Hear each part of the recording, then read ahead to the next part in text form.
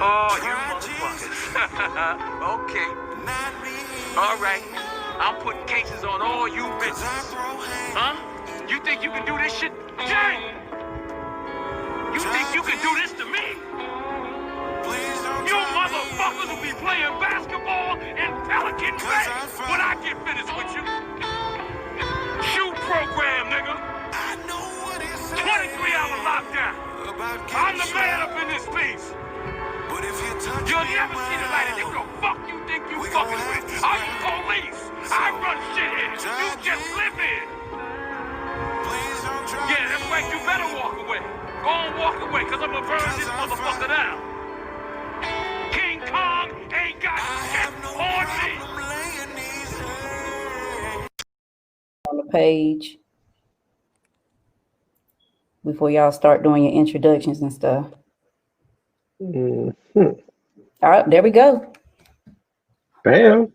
All right, I see we got people in the room. Welcome, everybody. I'm Erica from Conversations with Erica, and tonight we're going to be getting into some good conversation, men versus women, pretty much just getting a perspective from the men and the women. And so we'll start off with a little bit of introductions, starting with the ladies.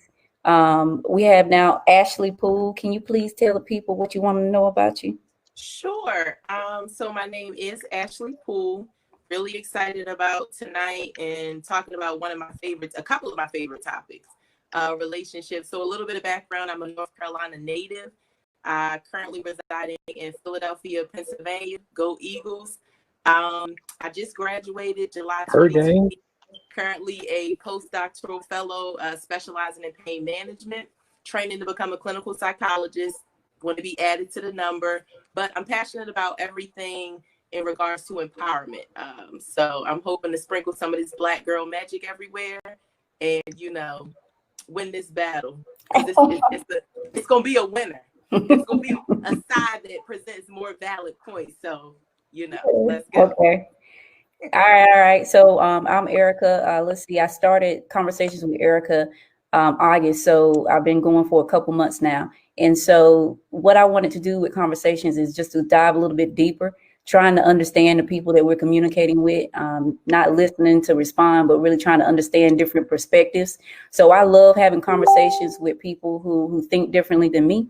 So hopefully this should be a bomb conversation. We have one more lady, Laditra. So hopefully y'all see her pop in and out. But I'll go ahead and pass the mic over to the gents. It's about time. We waited all day for this. Woo! Ladies and gentlemen, I'm Mario J. I am a former logistics warrant officer, Army Strong. I feel like I've done this before. I feel like I did this before somewhere.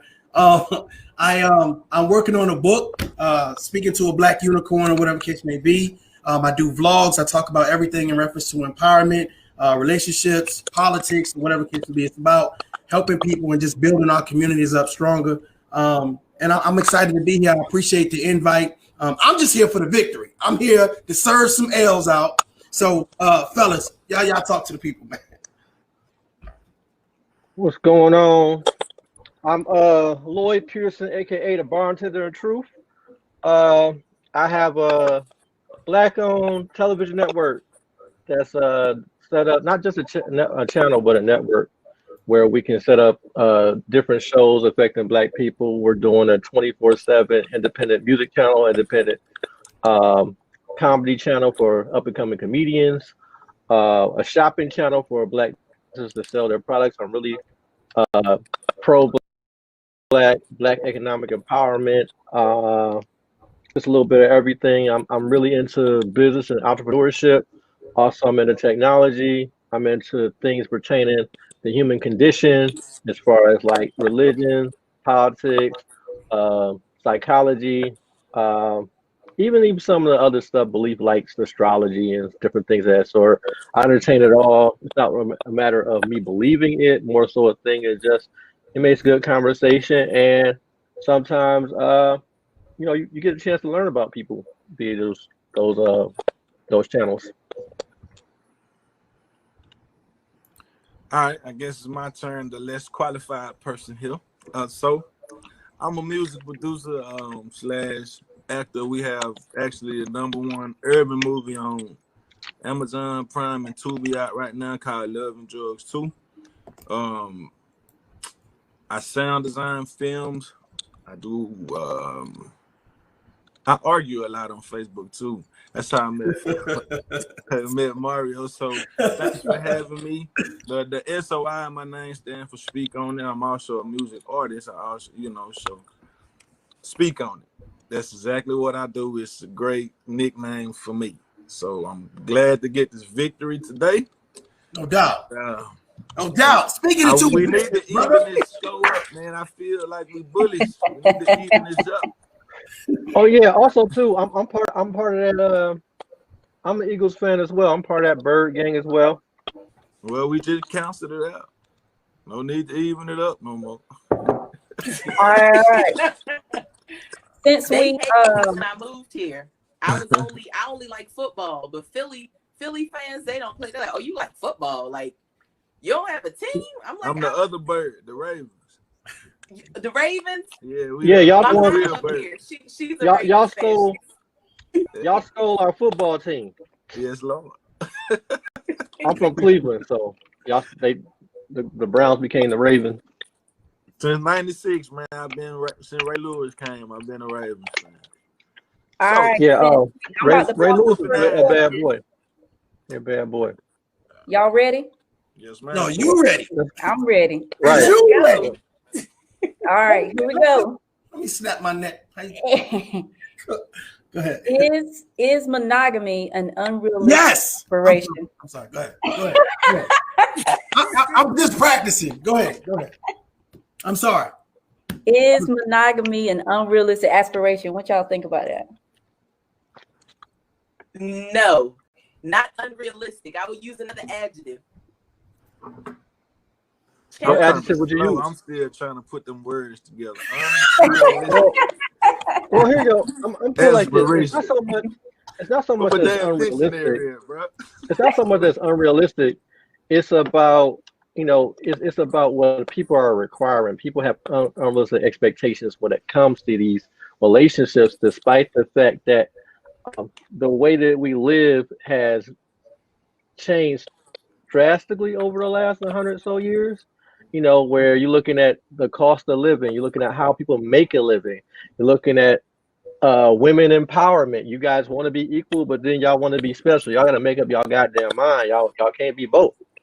At the end of the day, as far as you want to be taken care of, but you want to be equal. You want to pay all the bills, but you keep your money and do whatever the hell you want with it.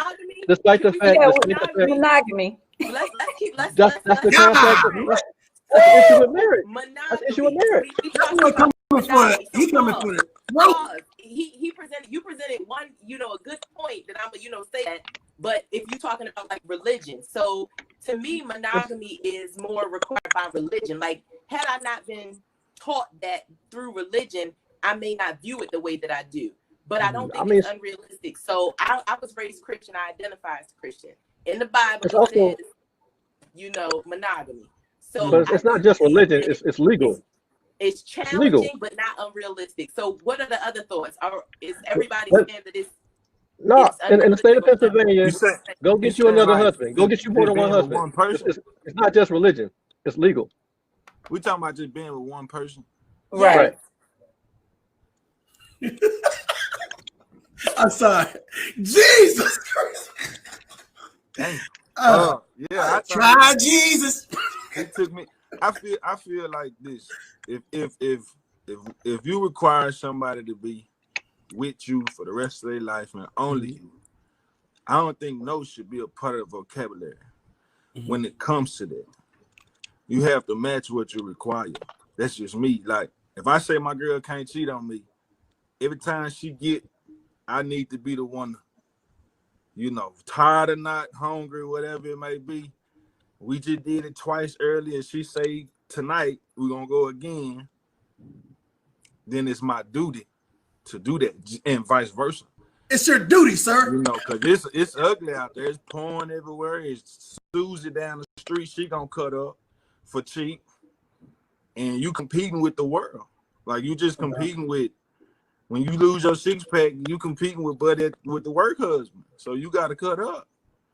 What you mean? She got like 20 options at the palm of her hands. That's why you got to cut up. She got 20 options at the palm of her hand. She ain't got to go down the street. Sure you all she gotta do is post a thirst trap picture, and it's like 40 people in her inbox right there, ready to tell her all the world what they're gonna do for her. You know. And now they got Cash App. You know, people just sending you exactly. So it's not unrealistic. To answer the question, it's not unrealistic. You're just saying if you say that you're gonna be monogamous, this is what you have to also agree to. You got to accompany your own. Saying, but people have to be honest. People have to be honest with themselves. Mm-hmm. Each person has to be honest with what's realistic for them. So if you know you would do and you like to try every flavor on any given day, and you don't like the same thing over and over and over again, and you may be attracted to a particular, you know, she only wants monogamy, you have to be honest with yourself and what you're going to be able to give. Same thing with a woman on the flip side, or however you want to do it. If you know you with a guy who has a really high appetite or whatever have you, you just both have to be realistic with yourselves and what you're going to be able to give each other. Point blank. I agree with the panel. My thing about it is, instead of saying unrealistic, I think it's realistic. I think it's realistic if you're saying that you're going to keep up a level of consistency, if you're going to keep up the energy in regards to the sex drive and making sure that you are communicating. I think it's realistic from the jump, but at some point in time, people get lazy and they stop doing what it is that they needed to do from the get-go. That's not really like we keep talking about sex, but the issue is you're dealing with people who come in with all kind of issues where they ain't really dealt with themselves yet, right? And so at the end of the day, when you got somebody coming in like, oh, you know I'm a pain in the ass, but I'm worth it. Who the fuck told you was worth it? Like if somebody got to deal with all your BS and still you want to be the only person they dealing with, somebody gonna need a break from you. Bro, at the beginning of the relationship, you can have a thought process at the beginning of the relationship. Right. But people are not the same person. They're not the same person. The person you're talking about is not fit for a relationship, period. Like if she's like, which is like 90% of the people. That little cliche stuff is not cute to me. My headache, I don't want nobody that's really getting on my nerves. You know what I'm saying? But most people, Kanye did say love is cursed by monogamy, so never blank nobody without telling me. So the thing about that is, monogamy is not limited to like just you and your partner. I guess if y'all swingers, you still like I work with couples that identify the relationship as being monogamous because they only sleep with other people together. Mm-hmm. So what's that, monogamy with benefits? They travel out of town and they do what they do. That's not like monogamy with benefits. That's not really monogamy. That's monogamy plus. That's right. Pew pew. But realistically though, most people they haven't dealt with their issues. They haven't accepted themselves. They haven't loved themselves. Everything starts with you. If you haven't really learned how to love yourself and deal with yourself, accepted yourself, and how a person treats themselves is very important, because you're never going to treat anybody else better than you treat yourself. And also nobody's ever going to treat you better than you treat yourself. So if you're not treating yourself right, and you go into a situation where somebody to give you something that you never even gave yourself, that's where the problems start and begin. I don't agree that no one will treat you better than you treat yourself. I need facts. You got facts to prove this? You got facts? Yeah, there's many facts. You got to think about it. There's a lot of people walking around who have mental health issues may not be in their best person. And it takes someone else to kind of like help them out of maybe like whatever they're dealing with. Somebody said that in the comments says monogamy with benefits sounds like a recipe for success. Right. It was a man. Right. It was a man that said. So the consistency it's not unrealistic. It's just challenging. Yeah. It's not even challenging if you really like I consume myself with work so much, so I really don't even think about sex until it's just she out the shower and it's just right there. So it's really not because people struggled with monogamy back when there was less options, though. I Like was doing this. nowadays, you I've got been doing everybody. this since 12, and I'm 34 now. I mean, my first time ever with a female was with 12, so I'm kind of like burnt out. So a lot of stuff people just now getting into in their 30s, I was tired of it in my 20s. You've been on. It's like I actually like setting my phone down and don't have to worry about nothing. Like it's peaceful. I don't have to worry about turning my screen over or putting it on silent. Or I literally is at a place where it's just I'm tired. Or So have your Right. parents saying when it's really Tanisha. Or even better yet, I said, or have better, a parent's name in your phone when it's really Tanisha. you feel me? Or big dog from around the block when it's or better yeah, yet, man. or It's better yet, peaceful. don't have to worry about somebody waking up next to you mad because of the dream they had about you. Like you did your dream, and you got to answer to them about some dream. I don't know the love in your dream. Yeah, it's real peaceful, bro. Like when I feel like it's a certain like I don't think people should be in serious relationships before 35. That's just me. Because it's just way too much, especially if you ain't left like if both y'all ain't like I was in the military, so I had women from all over the world. So it's if you ain't never left your neighborhood,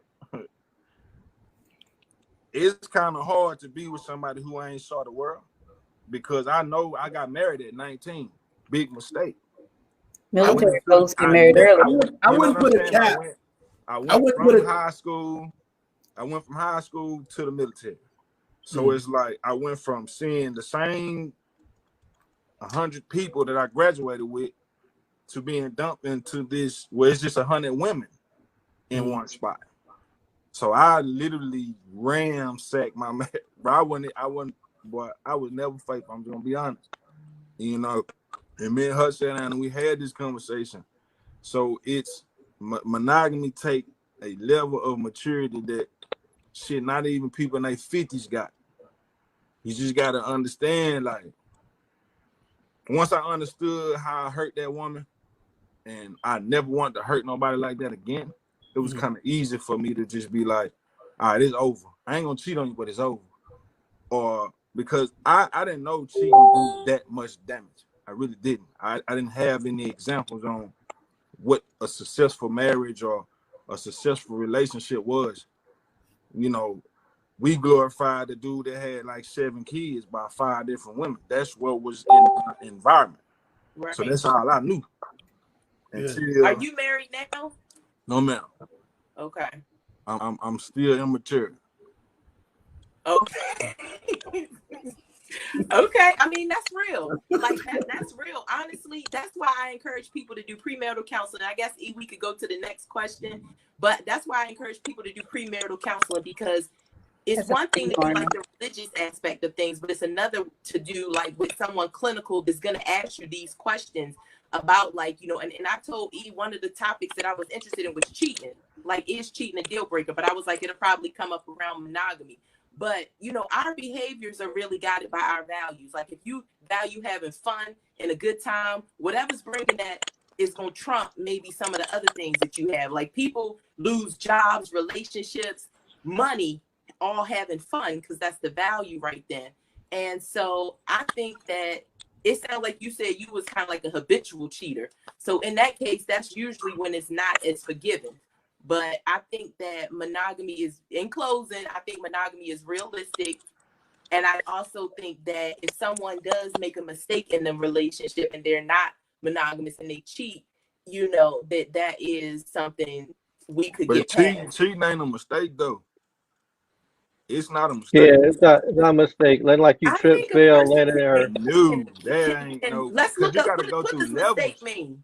You got to go through levels. You got to get to know that person. It's intentional. And that's the problem. The phone number. Okay, listen. An action or judgment that is misguided or wrong. So that's a mistake. An action that is misguided or wrong. So it's an action that is wrong, a mistake. So this is what I'm gonna say. If I, as But a that's single one person, definition. if I as a single person have an interaction with someone, maybe I can call that a mistake. But if I'm married and committed, you know what I'm saying? That's a whole nother different situation, because that takes a certain level of intent to do something, to engage with another person physically like that. That's a whole process. You know, that's not something slipping out of your mouth and you saying, "Oh, my bad, I made a mistake, I misspoke." That's a whole process, man. You gotta, you know, there's a couple steps involved in there, and many times for you to pull back. But if you go all the way through, then that's it. That's intentional. That's why I say it's not a mistake, because there are opportunities for you to stop that. Like, hey, nah, this wrong. You know, talking to you at 3 a.m, wrong. You know, texting you before I even say what's up to my girl, wrong. It's a whole bunch of wrong in there. That's why I said cheating ain't no mistake. If you do that, and it is a deal breaker for me. I'm gonna do So something. for most men it is. But here's a circumstance. So it goes back to Texas, your point about, you know, what travels or whatever. So with that being said, like, I've been at parties, right? And girls have been so, like, I said, I'm in a sorority. This girl wasn't in no sorority, but the cues are my brothers. I don't mean to cut you out. How do I mute my mic? Oh, I think it's at the bottom. So at this Yeah, party, this girl had really, like, she was having fun. She was turned up. She did a lot of stuff that she didn't remember. You know what I'm saying? Like she did a lot of stuff. I ain't even gonna say the behavior, but with that being said, to me, that's a circumstance in which her judgment wasn't that sharp. It was, you know what I'm saying? So she made a poor decision and she cheated. Like, I mean, no, her inner hoe came out. She always wanted to do that stuff, and now when he's drunk, it came out. That's not a mistake. Those were desires she always had. Her inner hoe came out when she got drunk.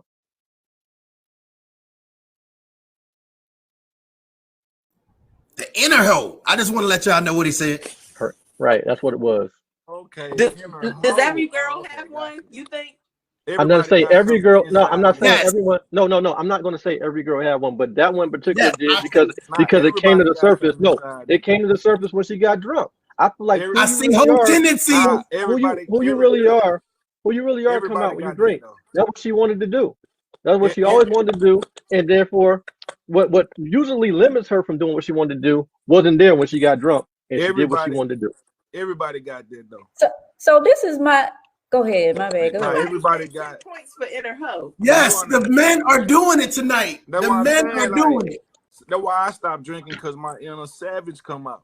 I don't have no understanding. So you're under the influence, you relax on your morals that you really praise. That's why I don't deal with women that drink. Not saying, I'm talking about if I meet you and you're drinking, we won't go past that. Because I have a fear of we going there and then you wake up tomorrow and be like, you know, what you doing here? Like, oh no. Well, I don't have a thing for women that drink. Okay, cool, that's your thing. I'm not that, but me and you won't go anywhere together. But here's the part, too. What if she smoke weed? Well, it's not even about going together. You know, the issue though is when I'm more so concerned when she go out on her own.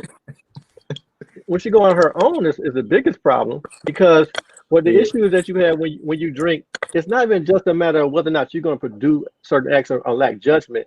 It's the fact that you're at risk. There's guys out here that like to prey on women, and your defense is down, and you can't really make the adequate decisions to stay out of danger when you're drunk or when you're inebriated. And it's unfortunate that women have to do that, but say no, just the reality that we live in. You always get like part of me being able to trust you ain't about whether or not you're gonna sleep with somebody else, but you making the right decisions that's gonna keep you safe too. Where I don't have to worry about coming to have to blow down or hearing something crazy that happened to you. Like that's all part of trust.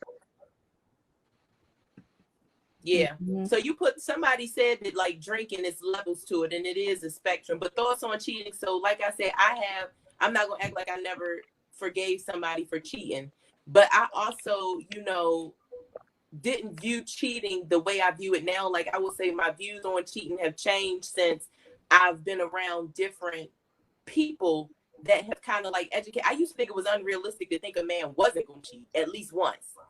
You know what I'm saying? Like, I thought that was unrealistic. I mean, I'm not married yet. I'm engaged. I got engaged on Valentine's Day. And I would say this is the first relationship, thank you, where I didn't hear anything. You know what I'm saying? But up until then, from my first love in high school until every level, it happened at least once. Everybody cheats. Let me ask this question though, because you brought this up. So he hasn't used his cheat pass yet. Cool. You got one cheat, brother. Everybody cheats. No. You brought this up, Ashley. Why do you think that women forgive more when it comes to cheating, and it's an absolute deal breaker when it comes to men? To me, it's because of the upbringing. Like, if you've seen women in your family or the movies, even, like, it's just what we're socialized to believe is acceptable oftentimes. You know what I'm saying? And then, like, you know, boys will be boys. Like, it's certain things that you just kind of like looked at as that's gonna be like standard behavior. Like, okay, and another thing, like, I don't think that I would never say I've been sexually harassed, but I've been in circles where, like, when I speak about like some of the things that happened as a teenager, they're like that's absolutely harassment. So I didn't look at cheating as a man like not respecting you or he doesn't value you. I just looked at it as a behavior. It's impulsive, you know what I'm saying? And not even impulsive in certain situations, it can be impulsive, but I think that women just view it as this is what we have to do. And also too, it goes to perspective on, it's not, a good man is hard to find. So if I got a decent man, but he making a little mistake, he bend the corner a little bit, you know, I might I'll be Ray Charles to the bullshit. But men, they not doing that. Most men. You got one chance, brother. You got one chance. I don't know when you're gonna use your pass, but you might want to do it before you change your mind. It's already changed. Because see, the thing is now, you know, like where I am now in life, like I bring a lot to the table. And I think that now like I said, I view it different now. I'm more like in alignment with y'all. It's not a mistake. You know what I'm saying? That's my thoughts, feelings, behaviors. So, you know what I'm saying? Like, if my thought was before that, it was like, all right, you know, like that happens, you know, like it's not that big a deal. But where I am now, like, I'm thinking like y'all. I'm thinking like a man, I guess. Mm-hmm. All right. So he want to. I guess we do next question. Don't be throwing shots at him. How dare you throw shots at him? All right, guys, we passing it to y'all. What question y'all want to throw out there? Topic. Okay. I'm gonna let the killer go and drop his first question. Oh, all right. So my question is, how come when y'all have a failed relationship, right? Why do y'all go celibate? Are y'all putting y'all vagina on punishment for fucking up? Like, what's going on? Pew pew. Pew pew. Okay. Well, I mean, that was a loaded question. Yeah, it was. Because you it's a added thesis. context to it. It's a thesis. What's the question? Thesis. Yeah, I wanted to ask context to it. That way, y'all know what it is, because you could have went anywhere with it. But the question is like, so why is y'all doing that? Like, is that reason? Because most of them like, I don't know, or y'all want to give like, I made it specific. Let's go.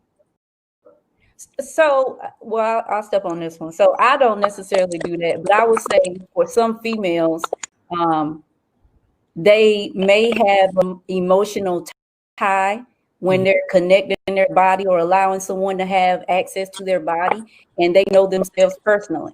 So in their heads or through their experiences, they may know, hey, when I start becoming intimate with someone on that level, I start having a certain connection. Maybe I start making poor decisions, especially if it's early. So it's up to that individual to check themselves.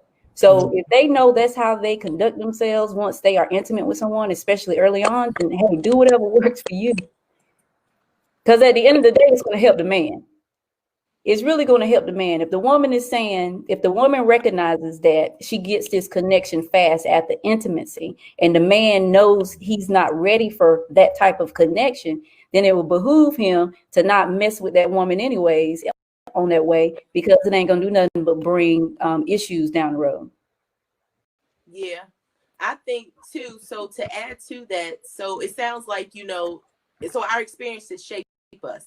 So the woman is associating the failed relationship probably with premature sex, because if you listen to, like I said, it all goes back to how we socialize.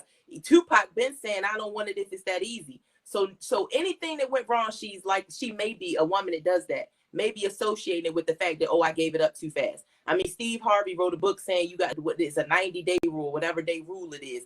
So or it could be that she wants to get closer to God. I mean, you know what I'm saying? Like, different people do different things. I don't think I've ever had a period where I specifically said that, so I can't speak from personal experiences, but through my like professional and through talking to my homegirls that kind of like made it freeze like that, they're saying that they want to get to know someone on a deeper level. And the only way that they could get to know this dude on a deeper level is to, you know what I'm saying, refrain from doing that. And there's a second part to this question too. I'm glad I added this one. So is that also why y'all be cutting your hair? It's a quote. I think it's Coco Chanel said, "A woman that cuts her hair is about to change her life." So sometimes people need those big mile markers to do things. What do y'all think? What do y'all men think women are trying? Or she just going natural.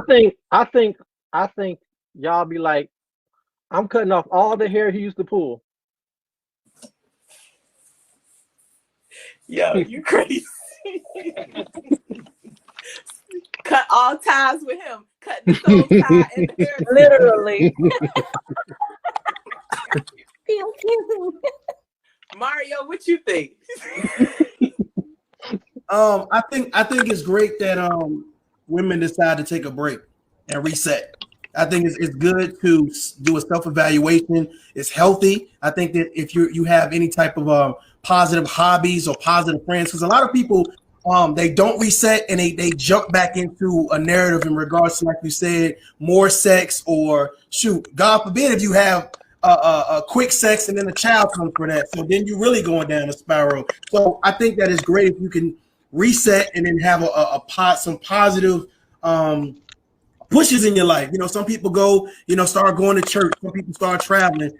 Some people start networking in different ways or whatever. So if you do take a chance to give your vagina a break, that's good for you. So that's definitely a positive move. That's what I think. But pew pew. No. So listen, I got another question to that. So fellas, if a chick admits that, yeah, I just got out of a shitty relationship, I was taken advantage of, and I want to hold off, so I'm celibate now, are you still going to pursue getting to know her? Well, usually I'm gonna put it like this, and y'all ain't gonna like this answer. Usually when they talk about they celibate, they telling a lie anyway. They're not really celibate. You know, so yeah, you can get to know her because chances are she's still gonna ride the stick. So that was a lie she told herself. That was a lie she told herself. She ain't celibate like for a real. Yeah. What was the question? Now you was kind of tapping up. The question is, so after a woman, y'all go on the first date and she like, yeah, my last relationship was trash, so now I'm celibate. Is that a deal breaker? Are you still going to pursue getting to know a woman? Nah, anytime we talk about your last dude, that's a deal breaker. Well, but another thing too, like I don't want to even bring nobody up that ain't got nothing to do with me. See, realistically, I'm probably gonna leave. Yeah, I'm like. No. So what if she just said she's celibate? celibate? I'm gonna be like, hey, I don't want to discuss. What if she just says she's celibate? So take away that it's because of her last relationship. The reason why she's celibate. I'm celibate. Are you still going to get to know her? I would say yes. Absolutely. And the reason why I say that is because this is a perfect time to check conversation, check goals, just check to really get to know somebody on another level without that intimacy. Because I think that mentally, if you spark somebody's intellect mentally, the sex, I think it increases the sex as well. So if we can travel, if we can, what I'm saying, plan trips or go places, museums or whatever case may be, I think that are perfect because now it's more intimate in reference to like intellectuals or whatever case may be. So I but also too, I mean, realistically, like that's not a deal breaker as far as dealing with her. Though she might be cool to hang out with, but after I take her home, I'm going to pick somebody else up. And that's what I was about to say. A lot of people aren't, they're gonna note it, but especially with all these apps out here, you know, they have access to any woman. You got Instagram, Facebook, Tinder. Backpage, is Backpage still a thing? I I don't never. Listen, think. Is it? I don't think. I'm not. I don't It ain't think even it is. just. Listen, it ain't I even just just about called. I tried to celibacy. check it yesterday, and it wasn't a thing. It was not a It thing. ain't even just about celibacy. If you start getting on my nerves too much, I would take you home and go pick somebody else up. Nobody got time for that. $40. What? $40. Dang. Don't even need $40. What do you mean $40? Huh? $40 cash app. Yep, Backpage Oh, is you still paying a thing. $40? One of the commenters You said paying Backpage $40? is still a thing. Is that a says dating celibacy. site? What is that? Backpage? It's like Craigslist, but for hoeing. Oh, that's why it's on the back page. I got you. Okay. There you Yeah, go. You don't need that now. They got OnlyFans. They got OnlyFans and stuff now. You ain't right? You can't meet them for OnlyFans, though, can you? Why can't you? Yeah, I'm sure you could share your information. Oh, I thought it was just you paid to watch like exclusive porn type videos. There's I'm sure they be listen, linked up now. I'm listen, sure listen. Nothing will ever stop hoeing. Hoeing will find a way on every platform. Facebook, Instagram, Snapchat, TikTok. It don't matter. It don't matter. Hoeing is a champion. Look. Hoeing is a survivor. Look. Hoeing is perseverant. Okay, it will Hoeing make is a it rope. through any situation. Listen, you thought hoeing stopped during the pandemic? It didn't. Lockdown didn't stop hoeing. It didn't. Hoeing. Now you just guaranteed more privacy. Matter of fact, they was doing it with the mask on. Next question. Erica, right? Look, My pastor watching this like. All right. So next question is, when it comes to finances, is it separate but equal? So should you be sharing an account, and how much should each party be bringing to the table? Well, I've always been the breadwinner in my relationships, and that's not a problem for me. I do not want to have a shared account, though. Like, I mean, I know I'm still in the phases of learning, you know what I'm saying? Like, I'm not gonna lie, I do plan to go to like premarital counseling and stuff like that. But if I had a preference, it would be more traditional. But I'm not gonna not live the lifestyle that I want because I'm with someone that makes less. Like, I'm not gonna say, oh, well, we can only live where you could pay 70% of everything. So Does he get an allowance? Realistic. We're gonna be collaborative with it. So it's not gonna be necessarily any shared accounts per se, but the lifestyle will be shared because you're gonna benefit from being with someone that, you know, like my earning potential is different because of the work that I do, and I realize that. So I'm not, you know what I'm saying? My mother said mine is mine and what's his is mine. Does he get an allowance? Does he get an allowance though? Huh? Does he get an allowance? Oh, Miss Jones tripping. That's my mom. You said, does he? Oh, she tripping. That's your mama. She tripping. Allowance? But she does he get an allowance? Yeah. Does he get an allowance? No.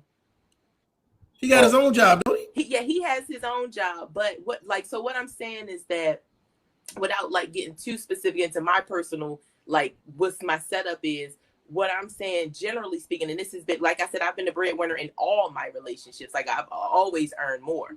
So, you know, like, gifts is my love language. So, you know what I'm saying? A person will receive certain things in just being with me, but so you get them a PlayStation 5? It can't be expectations. Like, you can't expect just because I make more, like I'm gonna buy you the car you want or anything like that. Like, you still need to take care of you. It's just that in shared situations, the weight is not going to be all on him. So like, if we get ready to purchase a home or get ready to take a trip, you know what I'm saying? But I got the table to bring to the table. I don't have any kids, you know what I'm saying? So that's not, I'm a little bit different, you know. And did you get him a PlayStation 5? No, I ain't get him no PlayStation 5. You say you get gifts. I'm trying to understand like how it works. So the way that it works is, you can't like ask me for like to buy you nothing. Like, that ain't the way it go. Like, because I wouldn't ask. I don't, you know, I'm not the asking type. We need to come and we need to discuss what's shared. Like, you know what I'm saying? Certain things aren't shared. Like, if you getting a PlayStation 5 is not shared. So that's not, I don't have nothing to do with that. Us going You don't play with them? No, I stopped being able to play past Sega. Like, my mom, growing up, I couldn't watch TV really. I'm gone. I'm gone. I'm gone. Miss Jones, come get your daughter. Come get your daughter. Past Sega, I'm lost. But in with finances, this is, I'm not gonna say it's a touchy subject, but it's a subject that it gets stereotypical. It gets, you know what I'm saying? Like, a lot of my female friends that have like earning potentials like similar to mine are still single because they're not willing to date someone that doesn't make at least, and they say that they're completely cool with that. You know what I'm saying? Like, I mean, like, I got some female friends. It's just like, if 50-50 is roommates. I don't look at it like that, because if I'm paying $2,000 on my own and I got somebody paying a stack, that other grand can go to my mom, can go to my grandma. You know what I'm saying? So I don't mind 50-50. Well, another thing too, we gotta start looking at stuff as far as how it is today versus, you know, how it used to be. Like back in, like, for example, my grandfather, he was a musician all his life. He'd make like $80 a week, but back then you could live off of that. Like, he had a house, he had a car, he had a wife, he had 5 kids. You know what I mean? But his wife didn't have to work at all, but he was making $80 a week. But nowadays, you know, you can't even live off $100 a day for real. Not alone. So, like, I'm single. I was making like 6 figures, and I was still wondering where the money went. Just me living by myself. I live in Cleveland. So I live in Cleveland, so I wasn't like I was living where a high cost of living. Cleveland's not high cost of living. It's just stuff is expensive, period. Right? And so when you put in all of this, you know, you put like something, and average, like the average person isn't making 6 figures. They're making like, you know, mid 5 figures for the most part. So you putting all of that, right. I'm just saying. So you putting all of that load on one person, and you expect it to be fair. Or you like, oh, you know, this is what my dad used to do. Your dad was living under, like, they didn't have the same expenses. Y'all didn't have expenses like internet, high ass car insurance. You know, gasoline prices wasn't what they were. Like, now it came down a little bit, but you know, you're looking at people being able to buy stuff for significantly less. So when people keep pushing, you know what I'm saying? And when people keep pushing like this whole thing about, oh, you know, they should raise minimum wage. No, we need to lower the cost of living. The cost of living is why we can't compete with other countries, all that stuff. Like, in that way, we can actually afford to do things. So to add to that, what you're saying, absolutely agree with the finances. It's hard for one person to carry the load. Most women gonna have to work. That's the ending point. To add on to that, back in the day when granddaddy and them was bringing home that check, you know, mama might have been cooking, taking care of the kids, making sure the clothes were tended. So now that times have changed and the woman is bringing in a check, you have to balance that. So when we say 50-50, we're not just talking about the check. We're talking about responsibilities. And you see a lot of women out here, they go work from 6 o'clock in the morning, 6 o'clock in the afternoon, come home, feed the kids, take them to ballet, basketball, whatever, help them with homework, cook, clean, and then still got to please the husband. And the husband goes to work and comes home. So if the lady is going out there and doing and whatever else and bringing 50% of the check, then the inside of the house needs to be taken care of, or the responsibilities with the children or whatever have you need to be shared as well. Well, is she cutting grass? Is she fixing the car? Is she getting the oil change done? Well, no, it's still man duties that still have to be done too. That he has to do despite work. Whoa, why are you making that face, ma'am? What is she paying for somebody? Most people are paying for grass. Now think about grass is, come on, what's that, once a week or every 2 weeks?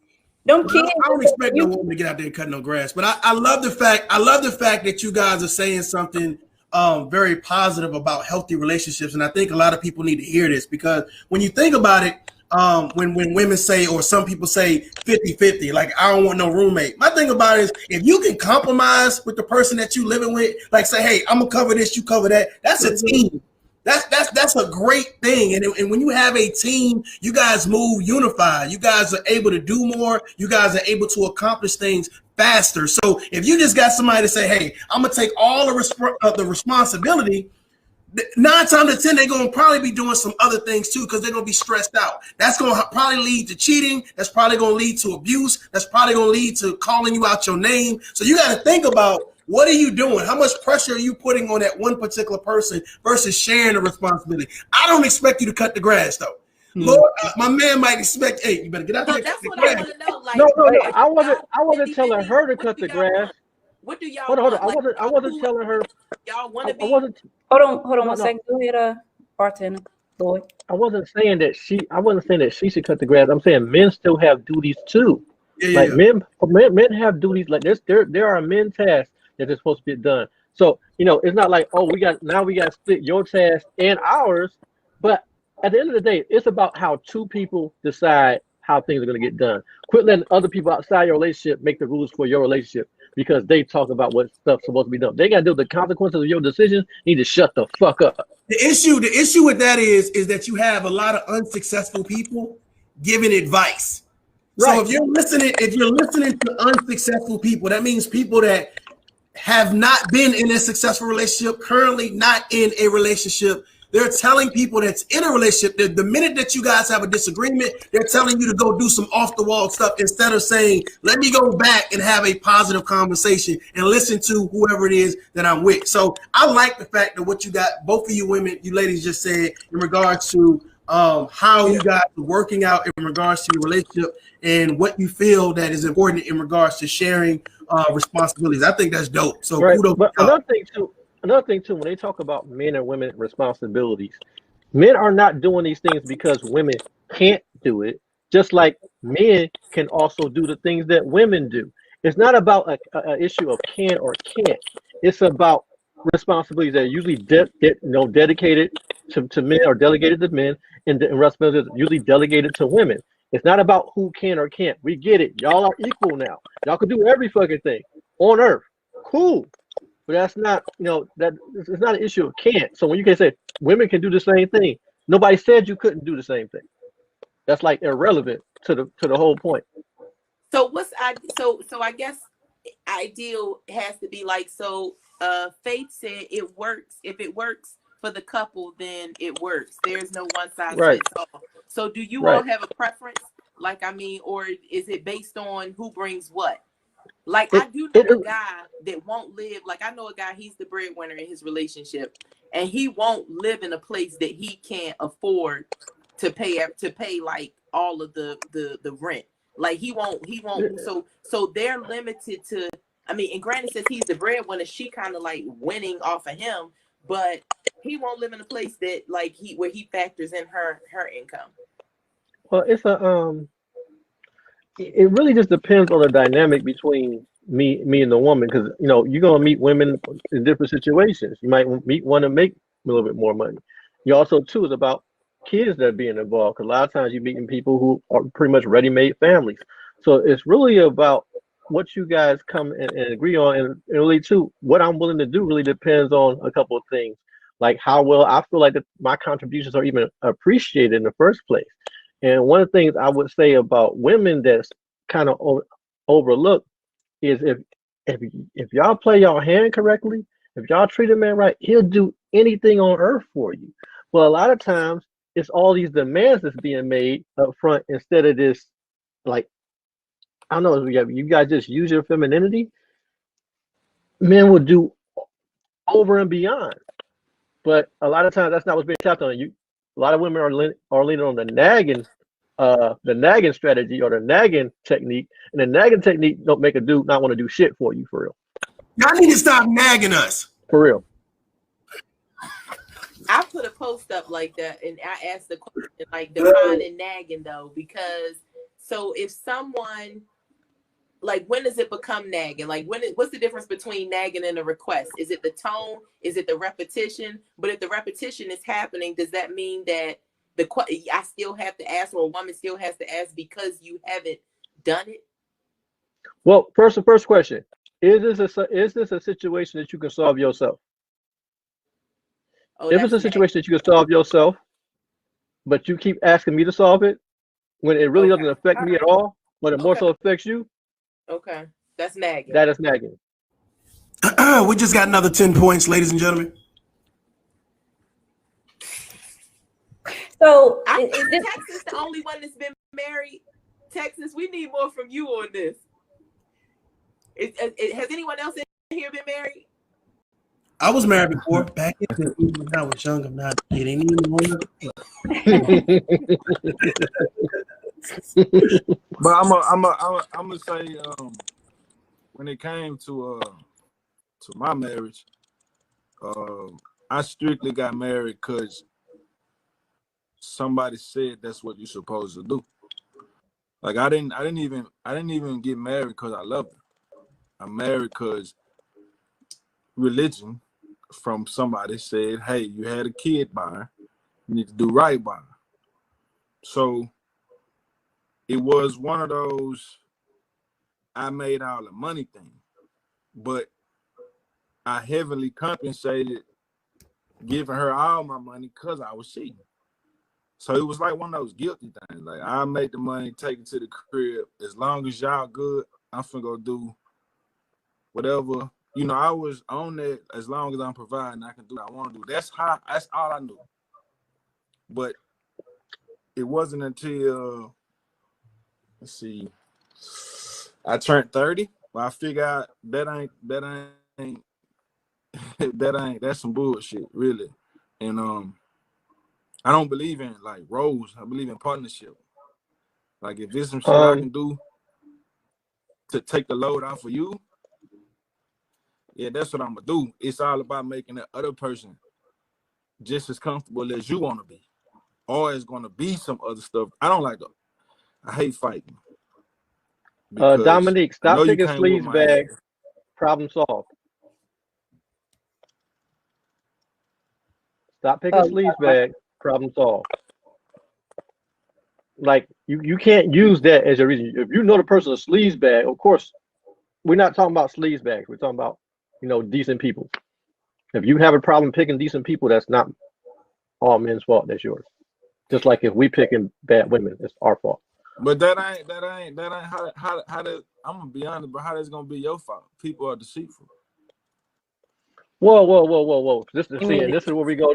People, listen, nobody is just that great of an actor where you don't see anything at all. A lot of times you find out in hindsight how much stuff you ignored, right? So we're gonna take personal accountability. What we're not gonna do is act like we just got surprised by this person, as if they never showed any type of inkling, any type of sign, no type of behavior, no red flag whatsoever, nothing. No. Stop ignoring red flags for every reason why you ignore them. And take notes. When somebody show you who they are. That's gonna be a segue right there. Erica, that was I think the next topic. Did you say somebody wanted to join, Erica? They having difficulties. I got them on the phone, but let me go ahead and bring this topic up while I work with this person. So segueing into that. Hold up.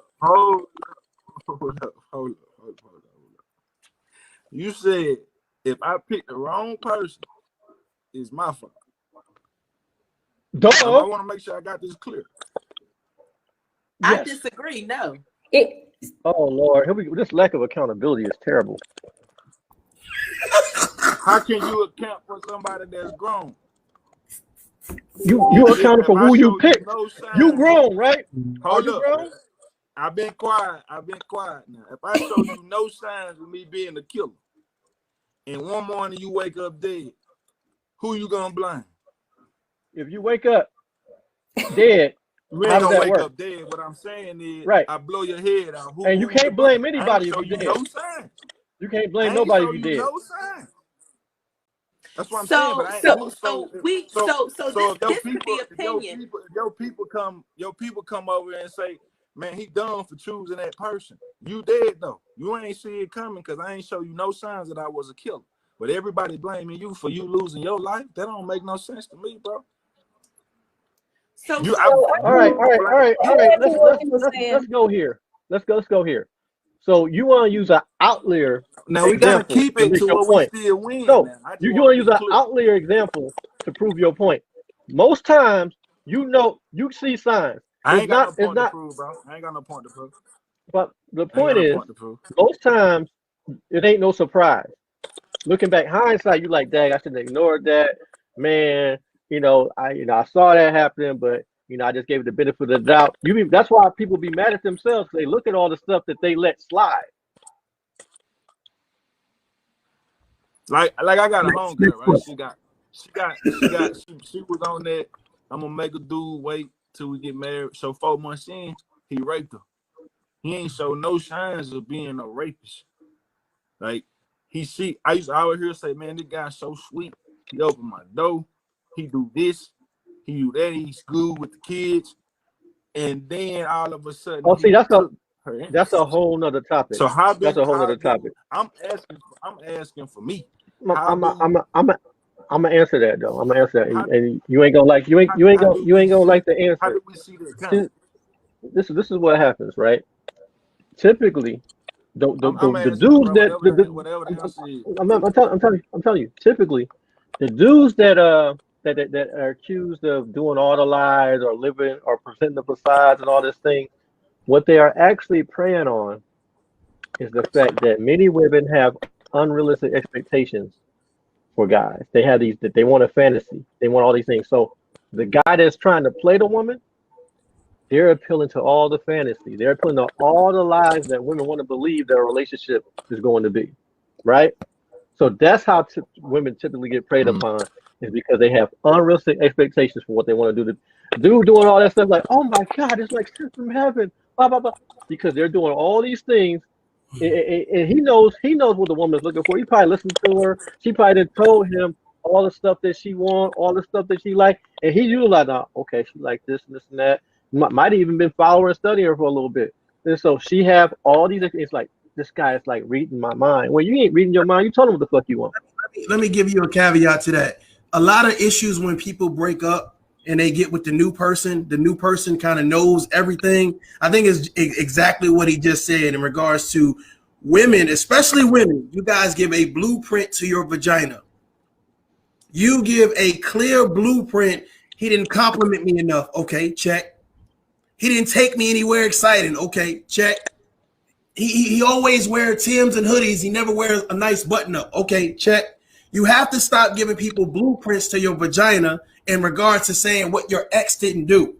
Don't tell them about your ex. If you're going to have a conversation about your present. Don't give them a blueprint to your vagina. Go ahead.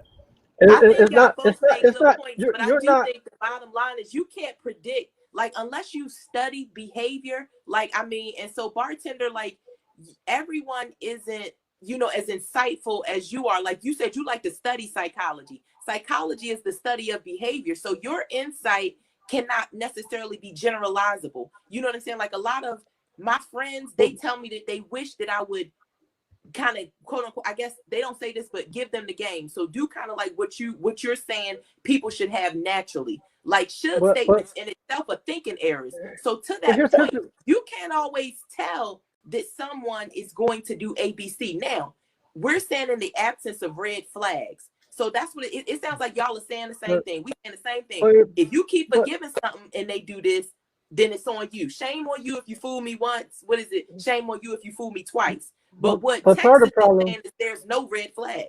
No. But part of the problem is this. We're not giving ourselves the real opportunity to get to know each other.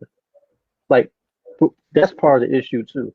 A lot of things are rushed in. We move at a speed that doesn't give us enough time to get to know people. And if you're somebody who isn't able to pick up on red flags or doesn't have the capability to recognize certain things, you just give yourself time to get to know somebody.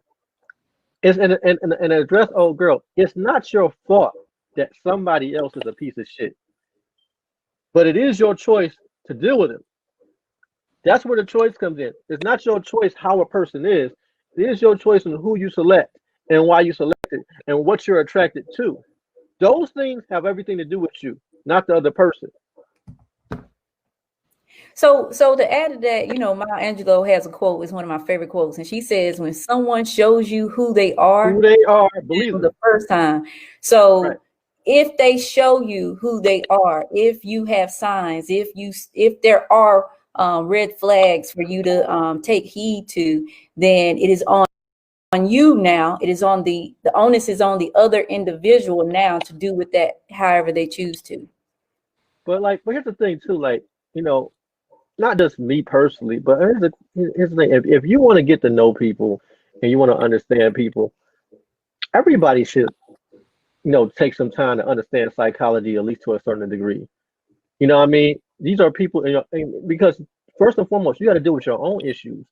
A lot of times we haven't dealt with our own issues. And so since we haven't dealt with our own issues, it makes it impossible for us to recognize other people's issues or things that may not seem right. But we're not dealing with ourselves, and you have to deal with yourself first. I know I keep repeating the same thing, but it's paramount. Most of us, we got a lot of trauma that we have not dealt with from whenever the time was, you know, and an unfortunate thing too, I want to point out too, a lot of our women have been put through trauma, and I'm gonna blame fellas for it. I'm gonna blame fellas for it because a lot of our women have been preyed upon for the time they was very young. It's like an uncle or somebody that did something to them, and then for the time they turn like they hit puberty, you got situations where every dude that they meet is trying to fuck them or trying to have sex with them or trying to lure them. Saying you got that, you got the fact that they have to learn how to be guarded very early, and if they're if they're if they're too approachable, they're too friendly, they're considered a hoe. If they're not friendly enough, they're considered a bitch, and then it's a lot of things that we have contributed to how women are in that regard. But the issue is that our women are not dealing with their trauma, or that they're not healing. And so they're coming into relationships with baggage from previous situations. And so, yeah, a person can help you through all your trauma and pain and all that good stuff. That is possible. But typically, those situations don't end well. Every once in a blue moon, you have a success story where, yeah, I worked with this person and I did this, and they turned out to be this. That's the outlier scenario. Most times, it is tragic. That's why most relationships fail. Like, and we live in a day and age where most relationships fail. Period. The divorce rate is 50%, but relationship rate, as far as successful relationship rate, they even make it that far, is significantly lower. Next question. Good job. I think you muted. You muted yourself? Yeah. What are red flags? What do you consider to be a red flag when you're dating? Well, as far as when you're dating women, there's a couple of things that I pay attention to. One of the things is that's how a person's self-talk. How a person talks to themselves when they make a mistake. How do they beat up on themselves about stuff, like how they describe themselves? If they're not speaking about themselves in a positive light, and it's not saying that you act like, oh, your shit don't stink, but you should have your outlook on yourself should be positive. And if it isn't, that means you're somebody who's overly critical of yourself, and you're gonna be overly critical of other people. That's the first thing. Another thing is seeing how they deal with other people. Also, too, the shows that they watch. Now, you can't make all these. You can tell a lot about a person by how they entertain themselves. A lot. If everything you watch is drama, what you about to interrupt? Go ahead. No, I was just gonna add that I think another red flag is Oh shit. people borrowing money. Like, consistently needing to like borrow money. Like, what I'm saying? It start off with $50, then it start off with that's somebody who either can't manage money or they got an expensive habit, whatever that habit is, whether it's gambling, using drugs. I will say, like, even if you study psychology, so like I've studied behavior like for years because I have like in each advanced stage, and with that, I will say that there's so many things that play a part in like our decision making and our judgment, and I grew up very sheltered, so I didn't necessarily know that that people would really take advantage of people the way people will take advantage of you. And I think that, there is a such thing as being naive, and there is a such thing as being ignorant to certain things. Like, I especially didn't think someone that would call themselves my man would take advantage of me. So, just thinking about Texas's point, when we look at what's red flags, because people will guilt you for being successful. Like, there's a quote about like not dimming your light for other people. And I think that I didn't really conceptualize that people are snakes. You know what I'm saying? Like, I never want to be one of those bitter female because to me, when you take the bitter woman, she turns into these women that y'all kind of started the conversation about, oh, well, this got to happen for me, because she's made herself accessible to so many people that have used her that now she has to create this. So to me, one red flag first is always needing to borrow money. Like, I don't care what it is you about to invest in or do or whatever, but if you always need to borrow money from your woman, that's a red flag. To me, another red flag, so this is what I needed to watch: married men. Like, there was a period of time where that's like really all that was approaching me. I mean, and they were applying pressure harder than I had ever seen anybody. So another red flag is, you know, when it comes to that kind of man, you got to ask straight up. If he's kind of avoiding the question and playing around with it, and his time is a little sketchy, you know, sometimes you do need to pay attention to those signs. Sometimes he's not just that busy. You know what I'm saying? So like, I think at this age with social media, you got to watch for the red flags for if you don't want to date a married man. Now, I ain't saying, you know, side chicks, no shade. If you want to be a side chick, cool. But that's a red flag if you're looking for monogamy. Mario and Duke, what you got to add in on it? Did I say that right? Duke? I wanted to address the comment real quick. I addressed the comment real quick. Yeah, go ahead, man. Real quick. Yeah, go ahead. You know, okay, so He dropped out. I'm out. Watching forensic files, it doesn't make you a serial killer. That's not how it works. Okay, you know, it's just like, for example, like how to get away with murder, right? It's not saying by watching that, oh, that means you want to be a murderer. No, it's about how attracted you are to drama. You know, other people's problems, things that it's not so much, oh, you know, like you don't become a serial killer by watching that. Just like it's not like just like you don't become a football player from watching NFL. You know, that's not how it works. But here you sound, it was cute. It was cute. All right. Other guys, Mario, is it Duca? Yes, Duca? ma'am. Okay, okay. You got something, man. Red flag. Red flag. What? Oh, red flag. Lying.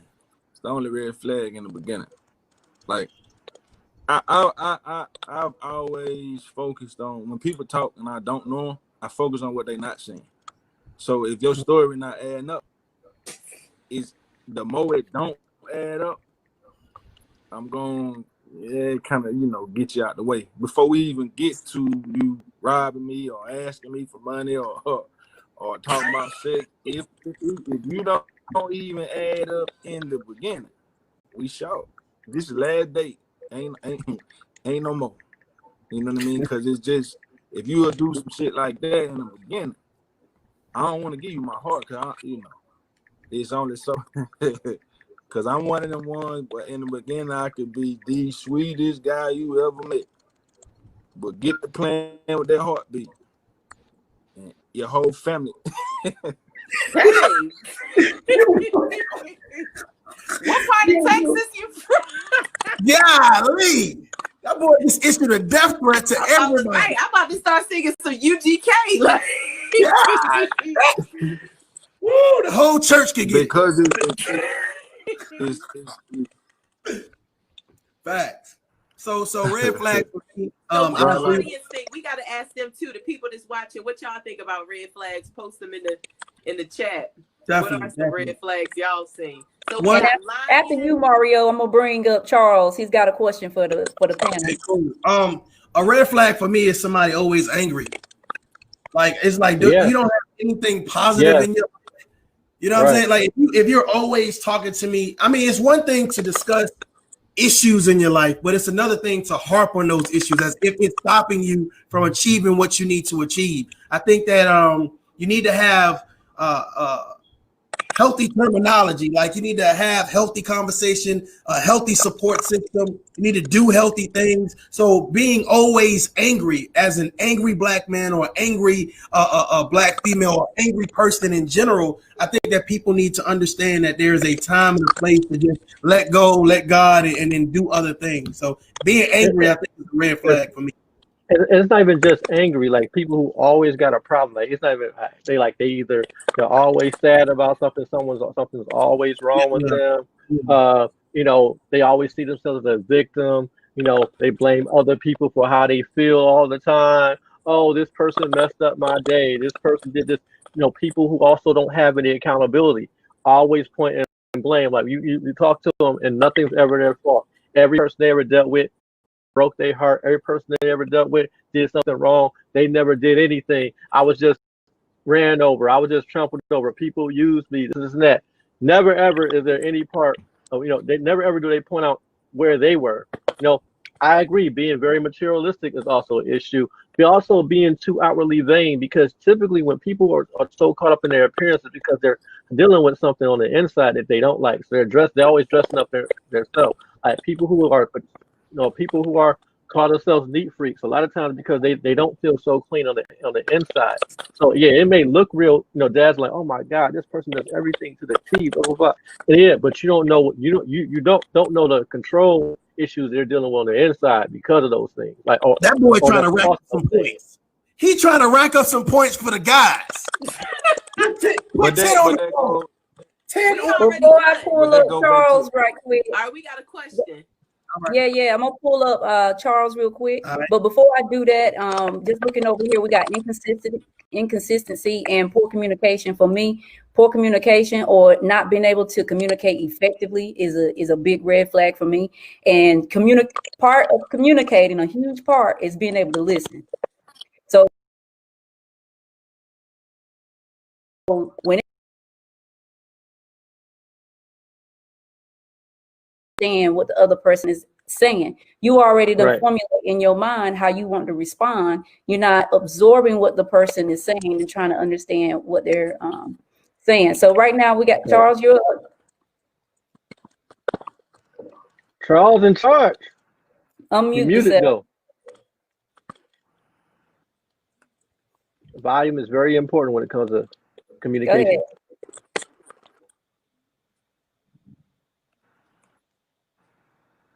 Like, you would think this was not 2020 with all these technical difficulties. People can't work their computers, can't work their mics, their headphones. Like, you wouldn't think, you would think this was year 2000 or something. Like, how old is you? You look like you fairly young, but you acting like you 50. What's going on? He must be asking a question for somebody else.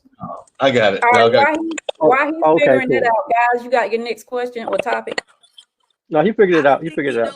Muted. Oh, we did? No, he figured it out. He's out. Yeah. Charles. Oh, there you go. Yeah. My PC wasn't with me. How y'all doing? What's going on? Yeah, I get for dealing with Windows. Hey, I'd rather do Windows than Apple any day. Crash too much. You know, Windows are known to be fragile, right? Hey, all I'm saying is I have many technical issues with Apple, so I don't. You know what I'm saying? Get down. Oh yeah, so you just can't work technology at all. Okay, I got you. Hold on. I can, but it's Apple. It's OS. You know what I'm saying? It's OS. You know.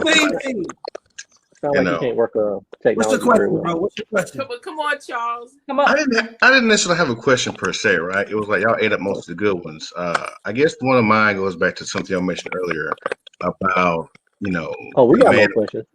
Bringing things like to the table together, right? Like, why is it an issue now with women dating down, right? But when for decades it was okay for a man to always give the woman who didn't have much to her name, right? I'm not saying a man shouldn't have nothing to his name and go out getting it with a woman.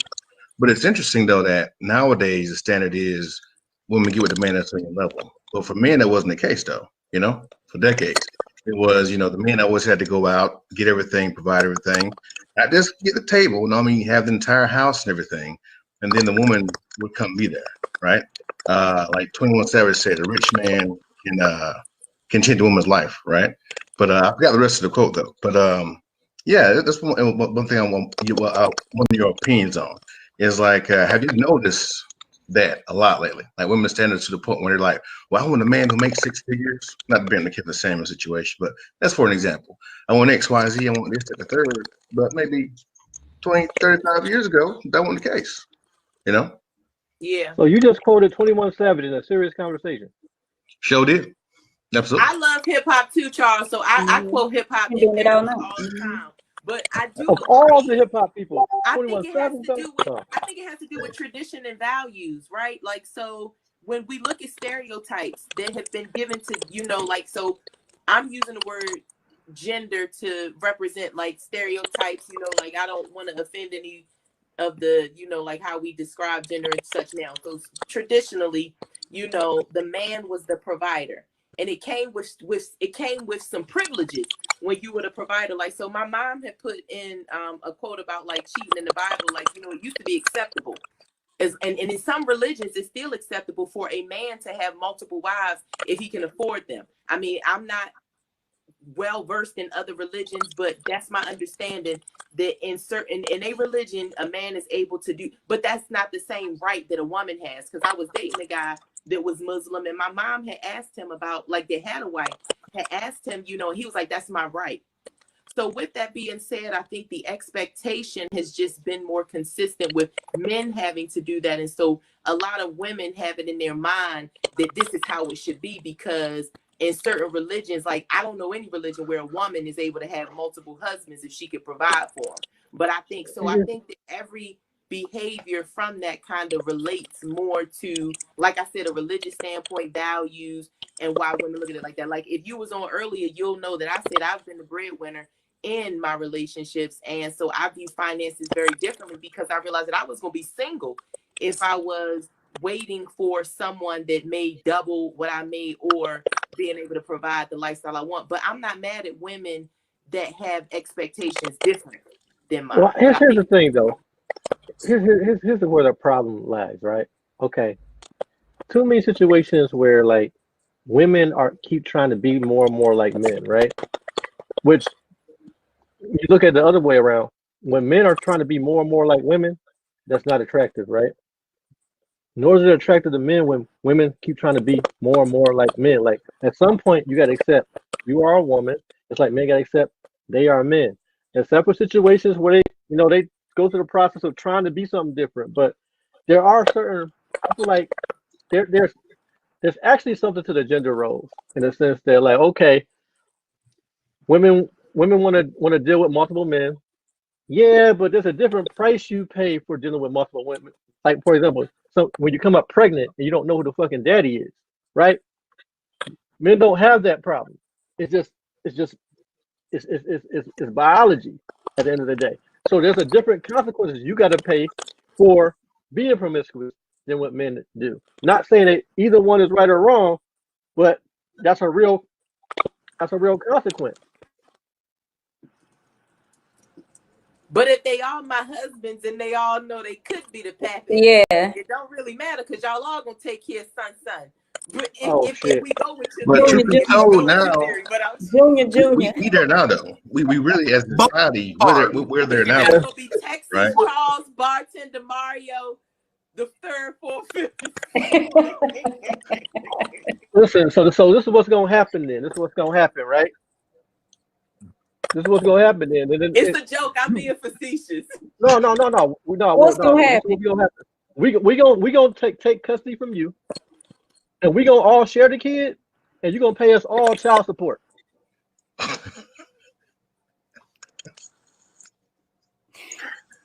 Okay. Next question. You got something? I'm about to pull it up on the next question. No, you good. No, this is the point about the polyamory thing. Real quick. We kind of there already now as a society, really, if you think about it, like with the whole, I guess, having multiple wives thing, right? You know, like even though people are married, it's like that now. You know, you may have one woman who have 5 different kids with 5 different dudes, one man who have, you know, like maybe 4 or 5 children with different women. You know, like it or not, you know, if you had that man child, you were sister wife to his baby mama. I hope you know that. You know what I'm saying? Like, we kind of there now, you know what I'm saying? And they're all sharing the resources of that man. But that's one reason why, you know, I kind of asked the question was, you know, that standard has shifted. Like women feel like, well, they can't date a brother who's the average guy, so to speak. Well, I mean, women got to decide whether they want to be equal or special, because you can't be both. True. You can't be both. They can't be both. But they want to. They want to have They want all the benefits. They want all the benefits and none of the negatives. And that's just not how it works. Yeah, that's what happens when you adopt white feminist talking points into black society. You have problems like that. This is true. Because Charles. Go ahead, Charles. I'm gonna move you out. All right, appreciate it. Y'all take care. Thank you. Appreciate your input though. Yeah, good stuff. I'm going to transition. Anybody else? The number's there if you want to join the conversation. Just give me a text, and I'll bring you. We did have another question though. Where? Well, oh yeah, the next question. I'm about to show it. I'm about to bring it up. So okay. Here's the next question. Do Black women feel Black men are failing to protect them from harm and disrespect? Uh-oh.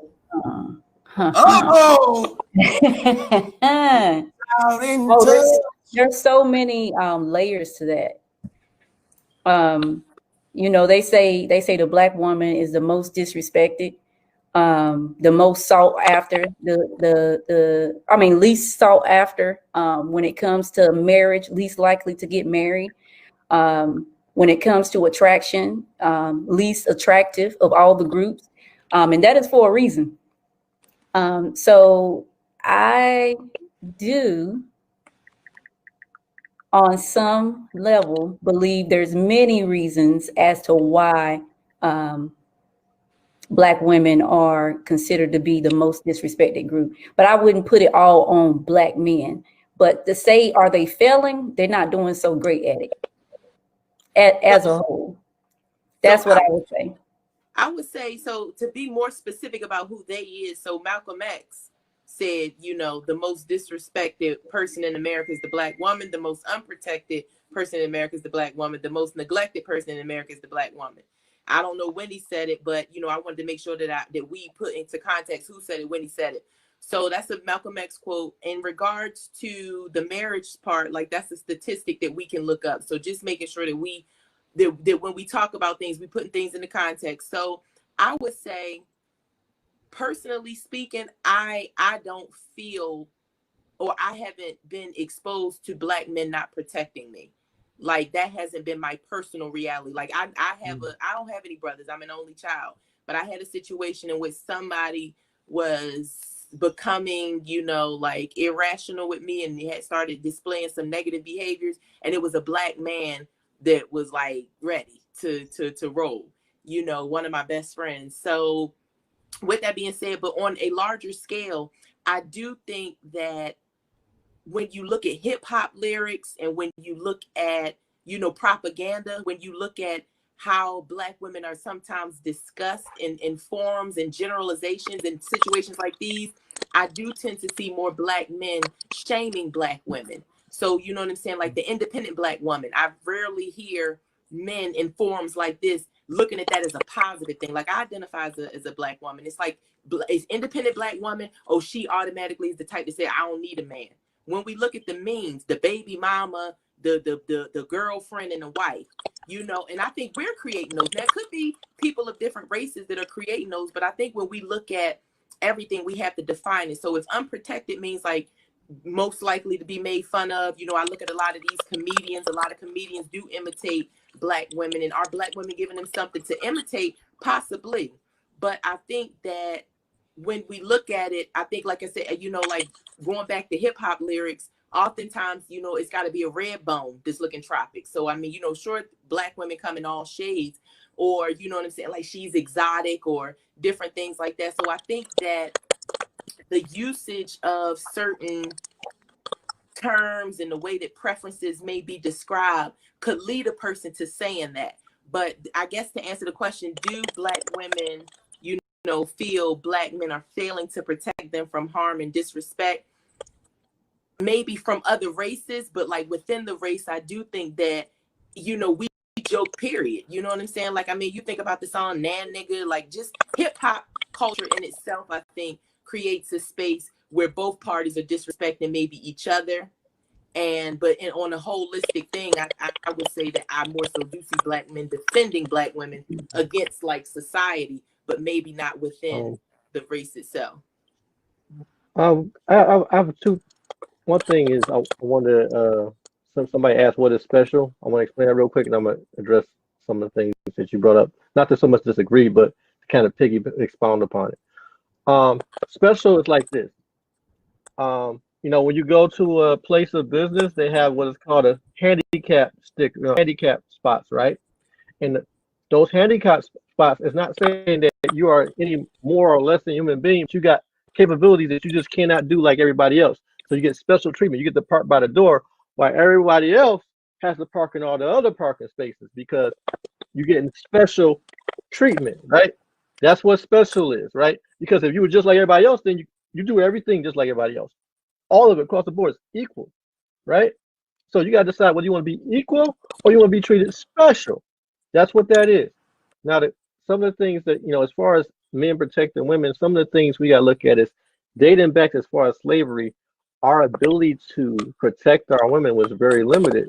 Like a lot of guys that was emasculated, they had to sit back and wait while slave masters did whatever they wanted to women they had wiped or loved and stuff like that. Just completely, and also too, not only just in slavery, but even since slavery, it was a situation where women had to protect the dudes because they were the ones that had the relationship with this, either slave masters or sometimes they were the ones, try to protect because we either got lynched, or things that was done to us that were very terrible.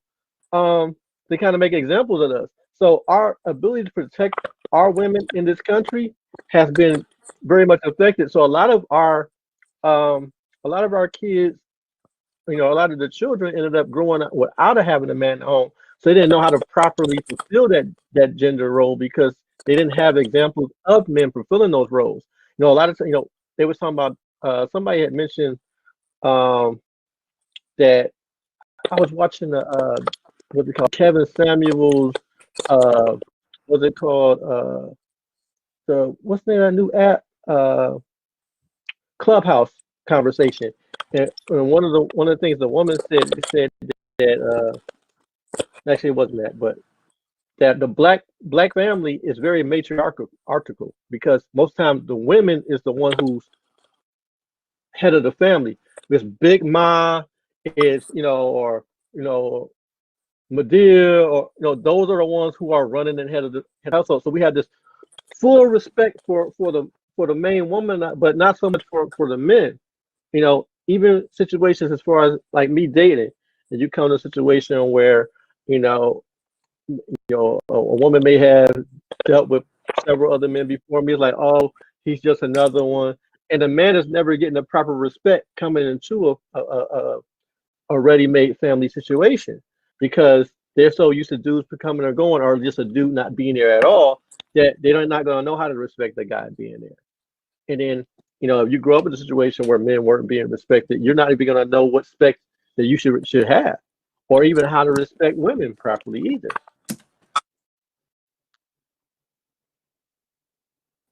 Mario, you got anything on it? I got a lot on it. Hey, first of all, it's a great conversation. Kudos to you ladies for holding it down. I know that you're down one, so I'm gonna give you a one of these, okay? But I feel like it's great that you guys haven't had the experience in regards to saying that I haven't really been traumatized or really personally affected by not being protected. So I'm glad that there are black men out there doing their job. So kudos to the men in your life. I feel like a lot of times, I'll put it like this. I feel like a lot of times we lose the momentum in empowerment with confusion. We have Black Girls Rock. We have My Melanin. We have all of these hashtags to empower women, and that's great. That's phenomenal. The issue is that we embellish those hashtags with negative behavior. Like, in order for it to be Black Girls Magic, in order for Black girls to rock, we must now say something bad about the black man. It's a lot of bashing, and that's being used to say that this is empowerment. We're saying dusties. We're saying all of these other things in regards to saying, well, black men are not doing their jobs. And my thing about it is I look at black men and women like two parts of the body. And if you only strengthen one side, the other one becomes weak. So it's great to have all of these hashtags to say, we're getting together for this cause or whatever. But the cause can't be to defeat somebody that you should be empowering as well. You see what I'm saying? So I feel like, and it's not only women, men do it as well. But I think that women have taken a platform or a greater stance, especially when it comes to social media with hashtagging certain things and certain words. I believe that instead of it actually being empowering for women, I believe some people misuse the narrative and empower negative behavior. Right. And what he's talking about is the same thing that black men do when, they sit there and, they champion white women at the expense of putting down sisters at the same time. It's like you ain't like if white women is what you want, you ain't got to dog sisters for it. Just that's what you like. But a lot of times they say like, oh, white women are more like this and sisters is more like that, and that's not cool either. Mm-hmm. Let my man say something. He ready to say something. He ready to burst. Man, it's damn. It's kind of like it's no way we can defend this properly without stepping on the other side, because when sister brought up music, and I strongly feel. Now hold on, let me get this right because I don't want to misquote it. Nobody deserves disrespect. Okay, nobody deserves to. It's not the woman's fault when someone disrespects her, and it's not the man's fault if he's disrespected. But we do play a big role in our mass image. With if a DJ say, "All my bad bees to the floor," and every woman in the club run to the floor, what did she just do? She just empowered everybody to call her a bad bee. If Love and Hip Hop, Divorce Wives, Basketball Wives, all these shows where it shows women disrespecting, black women disrespecting each other, black men disrespecting black women. If this is the #1 reality shows on TV, we just empowered the entire world to do that. So we contribute heavily to our image, because when a white cop kill us, the first thing they do is post a mugshot, because we already know if I can kill the image, I can control the story. So if the DJ say all my bad bees to the floor and every black woman in there sit down, how many times you think he's gonna shake that? Mm-hmm. But from club to club, you get it, because that reaction is, once I say this is what's going to happen. No, that's not true. That's not true. And the reason being is I'm because only of this, telling right? you the reality. I don't see how this is not true. This is the reality. The reality is this. I saw a brother. He addressed this perfectly, right? Because like white people be so upset that they can't participate in the use of the N-word, right? So they like, I want to be able to say in it, heard the song lyrics, and they feel like, well, it's really about context. For example, like reason why we can use it amongst each other, because that's the relationship that we have. That's where we are with it. Just like the use of the B word, in which women can use it amongst each other. That's but we can't join in. We can't join it. That's their thing. And nor should we even want to join in their thing. We ain't girlfriends with them. Bro, I'm talking about what's happening right now. But that's the that's the context in which it's acceptable. You understand? Like just simply degrading them is not acceptable. When they're using amongst each other, I started off with that. That's where it's acceptable. And knowing the difference is important. English language is all about context. There are certain situations where you can use a word, and certain situations where you can't. Us being intelligent adults, we got to know the difference. Period. Nah, we accepted the fact nobody should be saying nigga. Nobody should be saying bitch.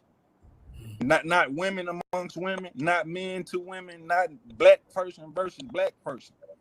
Well, like I we wouldn't said, say control how we people view accepted the us. fact. White people only want to say that shit because we say it. No, they were saying it beforehand. That's why they were they saying think it's cool, because we make it cool. We make it cool. We make it cool. We make all. We've made all type of bitch. stuff cool. We don't even address woman that we don't even say my girl no more. We said that's my bitch. Mm-hmm. Well, I mean, I think it's one of those situations that matter of preference. There's a lot of situations where we made stuff cool. We made eating the leftovers of animals cool, like chitlins. You know what I mean, and stuff like that. Like, we have a great way, Black people. We've done great with making lemonade, and I don't feel like our ability to make lemonade, is a problem. So I hear what both y'all saying. We what you're saying. because we disrespect each other. Like we disrespect each other on a disrespect is about intent. It's not about the actual action. Disrespect is about intent. It's not about the actual action. You could do the same thing with different. For example, somebody step on your foot, right? Somebody can step on your foot. It could be an accident, or somebody could be trying to get your attention, or somebody could be trying to make you upset. Listen. We have to define respect. So this is one reason that I love these conversations and being a part of them, is because we can get off. The reason this has been so long is because it is very opinion filled. I would love for us to like have an opinion field, but also stay on point. So disrespect means lack of respect or courtesy to show lack of respect or courtesy to insult. You know what I'm saying? So stepping on someone's shoe is more of a mistake than it is like disrespect, because disrespect, you do have intent. Lack of respect or courtesy. I do think one thing I think is we're all saying the same thing. We're just looking at different parts of the sentence. Like, we're bringing together a bunch of information. One thing, bartender, you mentioned that I thought was that I appreciated, because I don't think I rarely hear Black men talk about it, would be the whole comparison of women of different races. So I appreciate being a part of something to hear a Black man reference that, because it's usually like women that I hear that will defend it. You can like what you like and have your preference without comparing to. So I appreciate that. But I think really we're saying the same thing, and we're getting kind of lost in translation, is that, okay, whose responsibility is it to protect? I mean, I think everyone would have to take ownership. The Black men that view that as their responsibility to protect Black women, I think that they're acting in that way. But I do hear what he's saying in that certain stereotypes, because we also have to look at influence. You know what I'm saying? Like, is it a bad thing to be a bad bitch? Let her finish. Are you finished? Yeah, I was just bringing it home because I know we got to get ready to finish. Yeah. So we got one more. We got the last question, because we are here at an hour and a half right now. So I'm gonna go ahead and bring up Miss Dom. She's been waiting in the waiting room to ask her question. For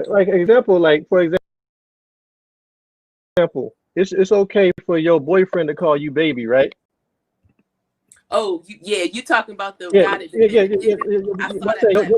your boyfriend can call you baby, right? But like, you know, if you walk with your boyfriend, I walk up and call you baby, that's inappropriate. Correct, but I think what that's because it's disrespectful, bro. I think what we're talking about is because the disrespect of the Black. It's the same word. If we're talking about the disrespect, but it's disrespectful. Y'all are saying the same thing. We have to isolate a behavior that's disrespectful. All right, Dom. Right. Welcome, Dom. What's up, Dom? All right, Dom. Here we go. There you go. Hey, how are y'all doing? All right. What's up? Hello, how are you? I'm good. This is very interesting. I love this. I love this. I actually have two questions. I'm gonna try to make them quick. All right. Bartender, you funny. That's all I will say.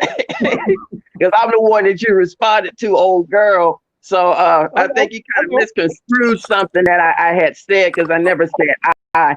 So that comment I made was based on the experiences of my grandmother and my mother. I was raised by my grandmother, and to hear some of the stories. So that's why I made the comment that I made in the way that I did. But it's neither here nor there. So I still want to know what special means, because you gave an example about parking in a handicap spot. But I'm gonna be like, personally, I just want to be treated with respect. give me a little bit of attention, slap me on the ass a little bit every now and then, and that's it. So I'm just trying to figure out what, and I probably don't fit that category. I'm pretty sure I don't, but I'm just trying to figure out what specialized treatment in your terms actually mean. Like if you've seen a woman and you observe her behavior and you would say, oh, she thinks she's special, she's supposed to get special treatment. I'm just trying to figure out, because we all learn it.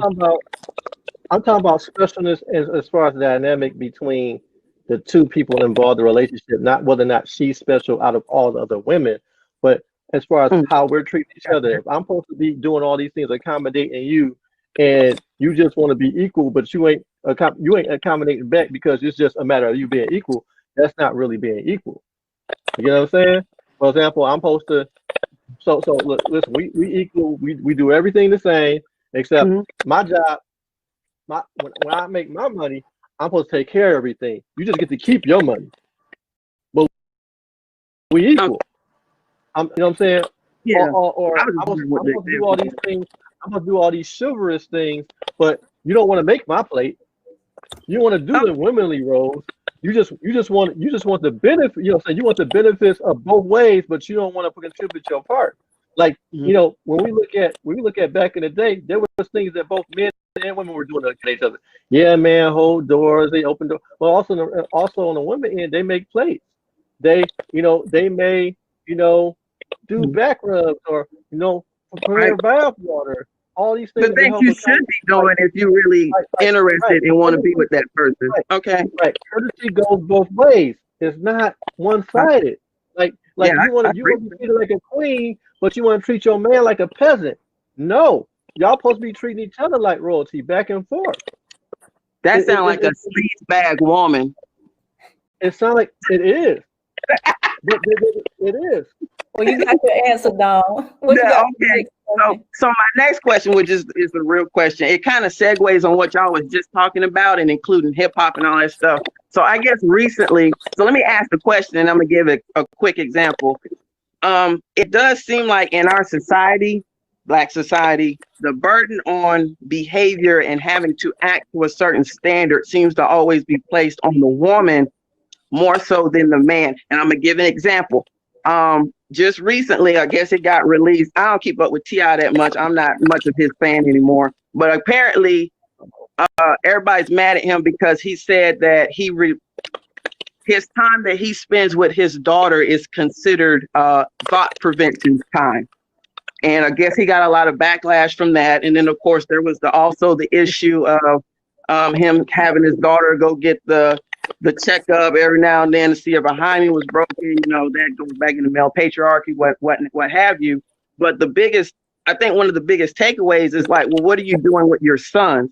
So mainly as it relates to youth and young males and women, adolescents growing up, it seems that the burden of, hey, you need to act this certain standard is always placed on the female versus, hey, boy, don't be a hoe. Like men can be hoes too. Keep the thing in your pants, just the same way that we raise our young ladies. Why does it seem like that same burden is not placed on the man? And I understand what you said earlier about there's more at stake for a woman. We can get pregnant. I totally get that, but it still seems like the accountability factor is heavily placed on the female versus the men. Another example was WAP. Snoop Dogg had some crap to say about WAP recently, and it's just like, y'all been talking about women like this for eons, and the moment that come out, but that's an example. So when they say they're not gender roles, somebody was saying gender roles don't exist. They kind of do. I'm gonna give you for example, right? There's a lot of things that's being done either or that's not gonna happen for both sides. For example, you ain't taking your son to get his nails done or going for a pedi or to get pampered unless they are unless they Dwayne Wade's son type of situation or daughter now. And so there are things that you're going to do with men that you're not going to do with women and vice versa.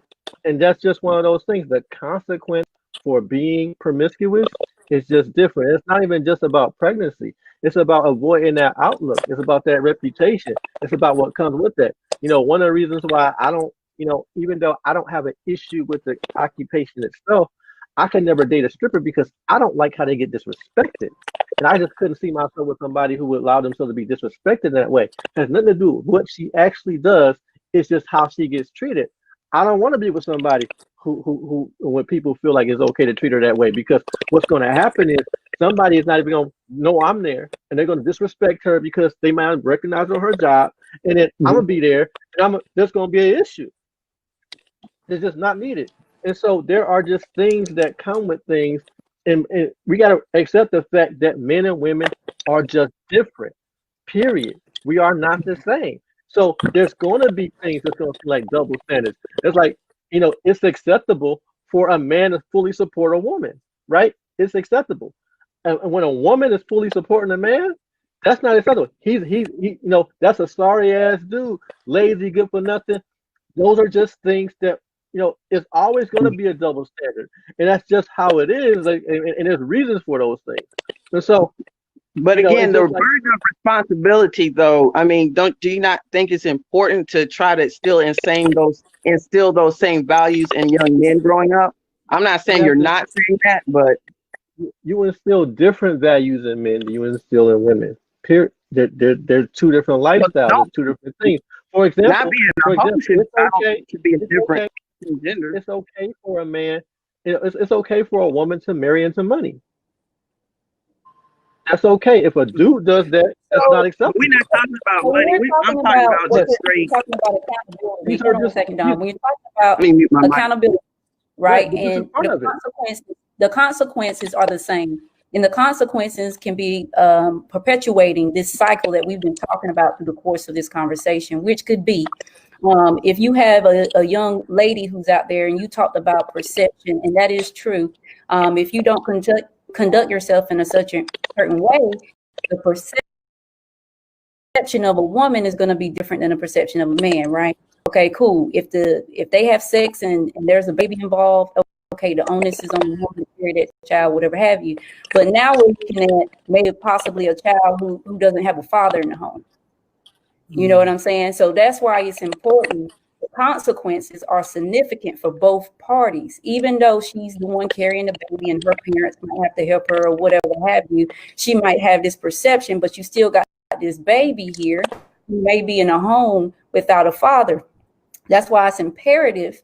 You're saying you're teaching kids different values. I understand grooming a young man and grooming a young woman is different to some degree, but when you're talking about making a human, or even we got diseases out here, right. People should be aware of those things, but there's consequences that will impact both parties.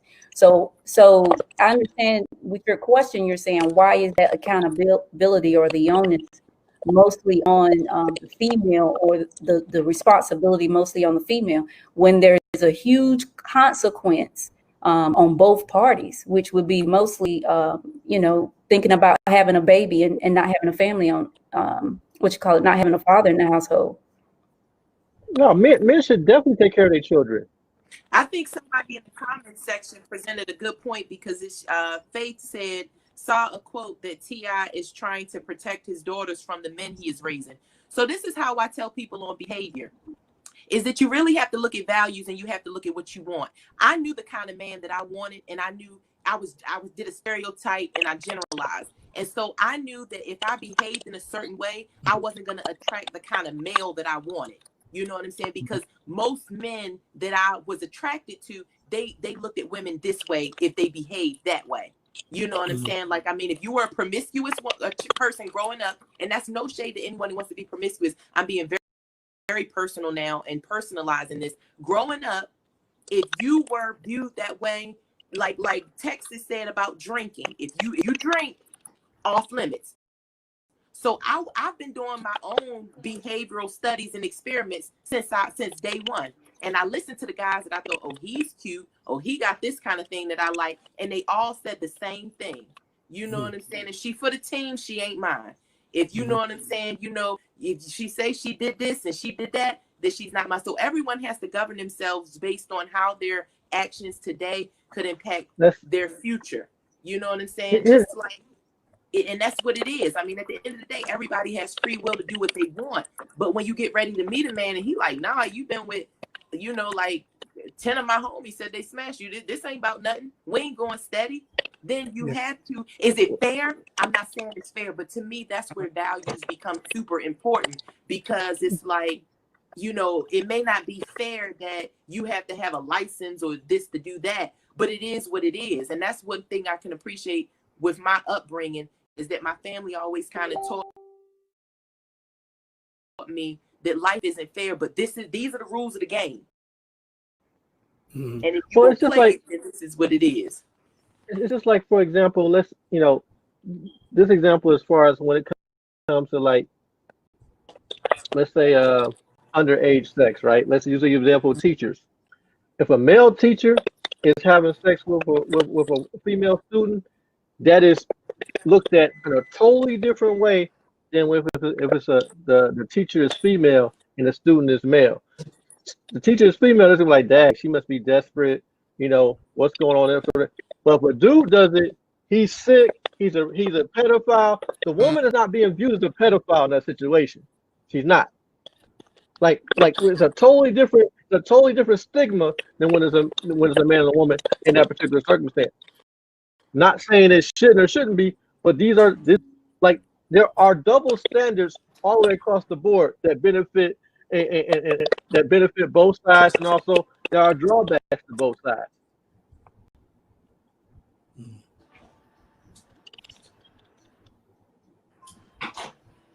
What you only have to take your head for? Mario, Donkey, y'all got we got beat down. We got beat down. Because you talking about me? Yeah. You want I don't really agree. I mean, I think what you said was true maybe like back in the 90s.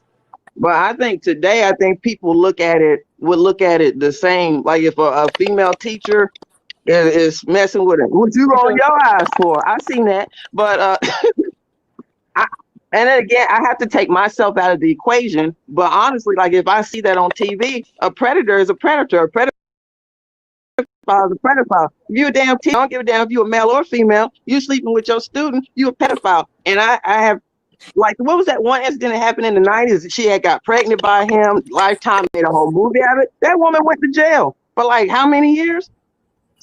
So I don't 100% agree. How long did she go for? I can't remember. It was a while. All right. Around 10 or something. But before we thank you, Don. Before we get about 2 hours, I'm gonna say, Dunkel and Mario, y'all have anything on this before we wrap it up for tonight? You want to go? Oh, okay.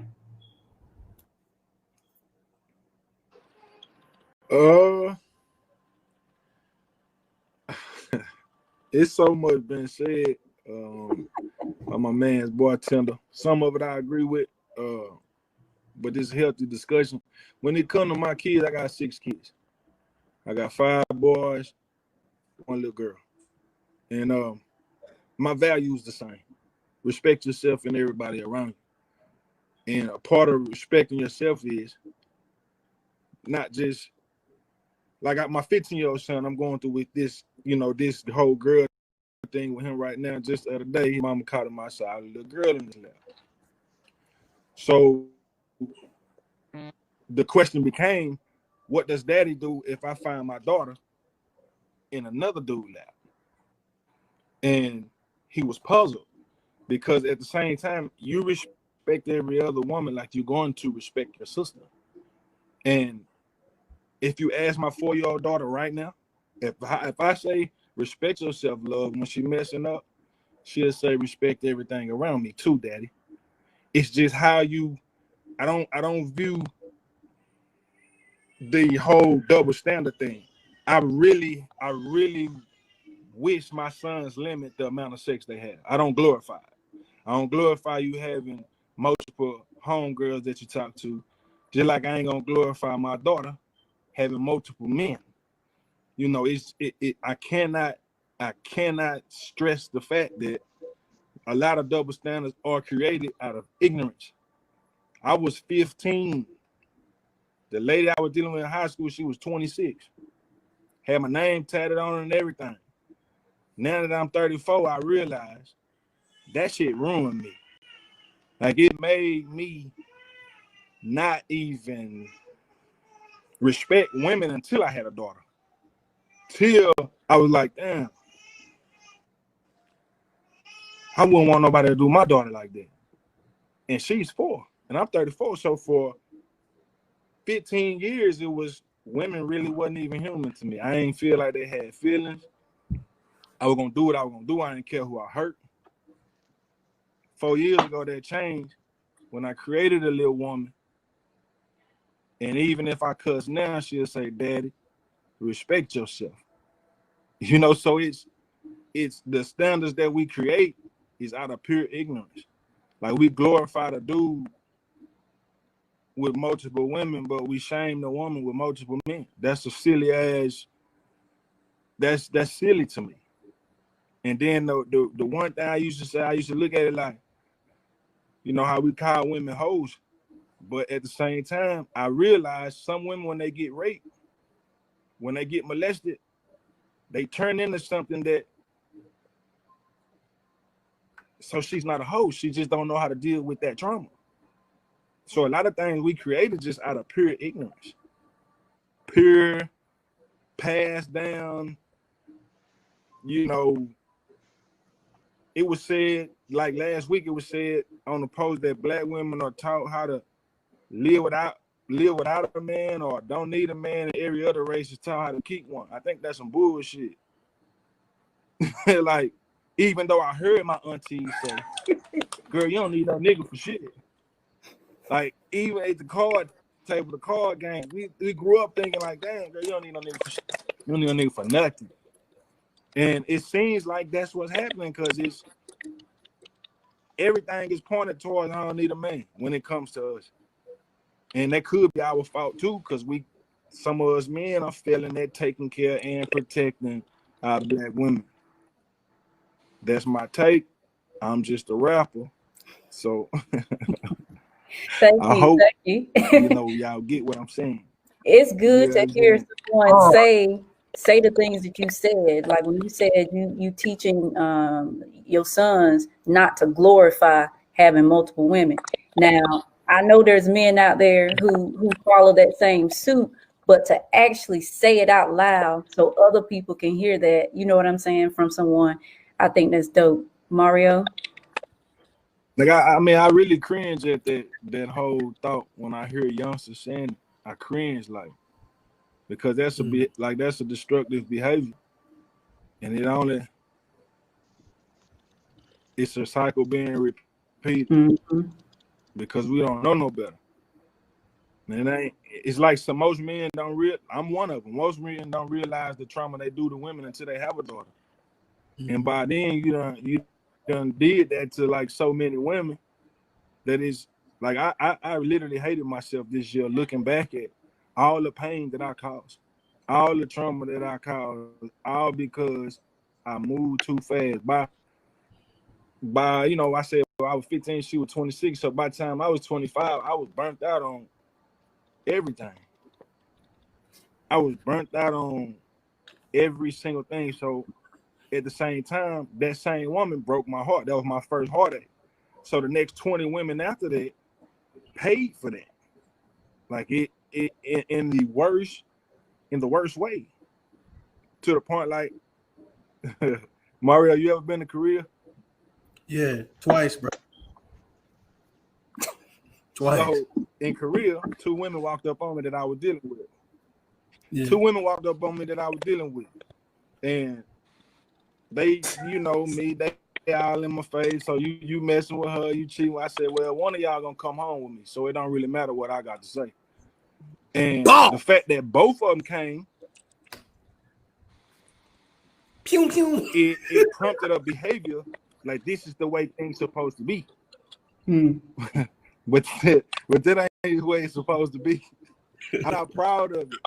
But in that moment, it was like, I'm not for the arguing. Y'all caught me. What are we gonna talk about? Like, what we gonna talk about? You know what I'm saying? We can talk back. Y'all caught me red-handed. My girl got a girlfriend. Chevy like we cut up. We cut up. But at the same time, like they was hurt behind that, but that's all I knew. Like I ain't gonna lie to you, y'all caught me. Ain't no sense in saying nah, I ain't messing with this girl. Y'all caught me. Obviously, y'all done talk. So the result is one of y'all gonna be back over here. We already know this. But I didn't expect both of them to come. I really didn't. Like, but it was a magical night. I bet it was. Them cheat everywhere. Yeah, look, you recalled it like it was yesterday. They said it's two ways that we remember things. Like they go to, well, it's multiple ways, but one is repetition. That's why they tell us to study, and the other one is emotionally charged situations. That was an emotionally charged situation. You read that back like, woo. But this has been real. We've been here 2 hours. Yeah, like, we about to close it out. Mari, you got anything? This was one of the things you had to see live because I know I ain't watching no podcast for 2 hours. Well, Lord, too crazy, bro. First of all, everybody gave some great feedback. Everybody gave some great feedback. It wouldn't be fair to say that we won because they outnumbered. So I think that you guys did a phenomenal job. Again, I appreciate you having me on. I mean, a lot has been said about this particular question or whatever, but I really think that people need to understand that your children are learning from you both directly and indirectly, and you need to make sure that your support system needs to make sure that your support system knows what you value for your children, like the conversations that you're having with your children. Therefore, your support system can also validate whatever that conversation is. So if you're saying, hey, don't value being in the street hoeing, make sure that the people that's around your children also validate that conversation with them, because they may get something from the other people that they don't get from you. You see what I'm saying? So again, I appreciate the opportunity being up on the panel, met some great people, phenomenal conversation. Thank you very much. All right. So I want to say thank you guys for taking the time, 2 hours of your time to be exact, to come on. I probably will be doing this. I wouldn't say often, but it'll be coming around again. I will get a little bit better with the flow of how we do the topics and things of that nature. But other than that, I appreciate you all, and we are ending this in 3. You muted. I'm muted, but I was gonna say post your information. If like you post good content or you do music, this is also a time for networking too, so people can see more of what each other's doing. So like if you want to put your stuff in the comments, if I mostly do Instagram, but Erica, like I'm gonna like share your stuff and everything. So y'all post content and feel comfortable, put it in the messaging part on Facebook. Yeah. Duncan, someone asked, do you have a SoundCloud? Can you drop that in the comments if you do, or how they can find your music? Oh yes, ma'am. Let's do that. Okay. All right. I think like, hey me. All right. I'm about to go do something else. I'm about to go do something.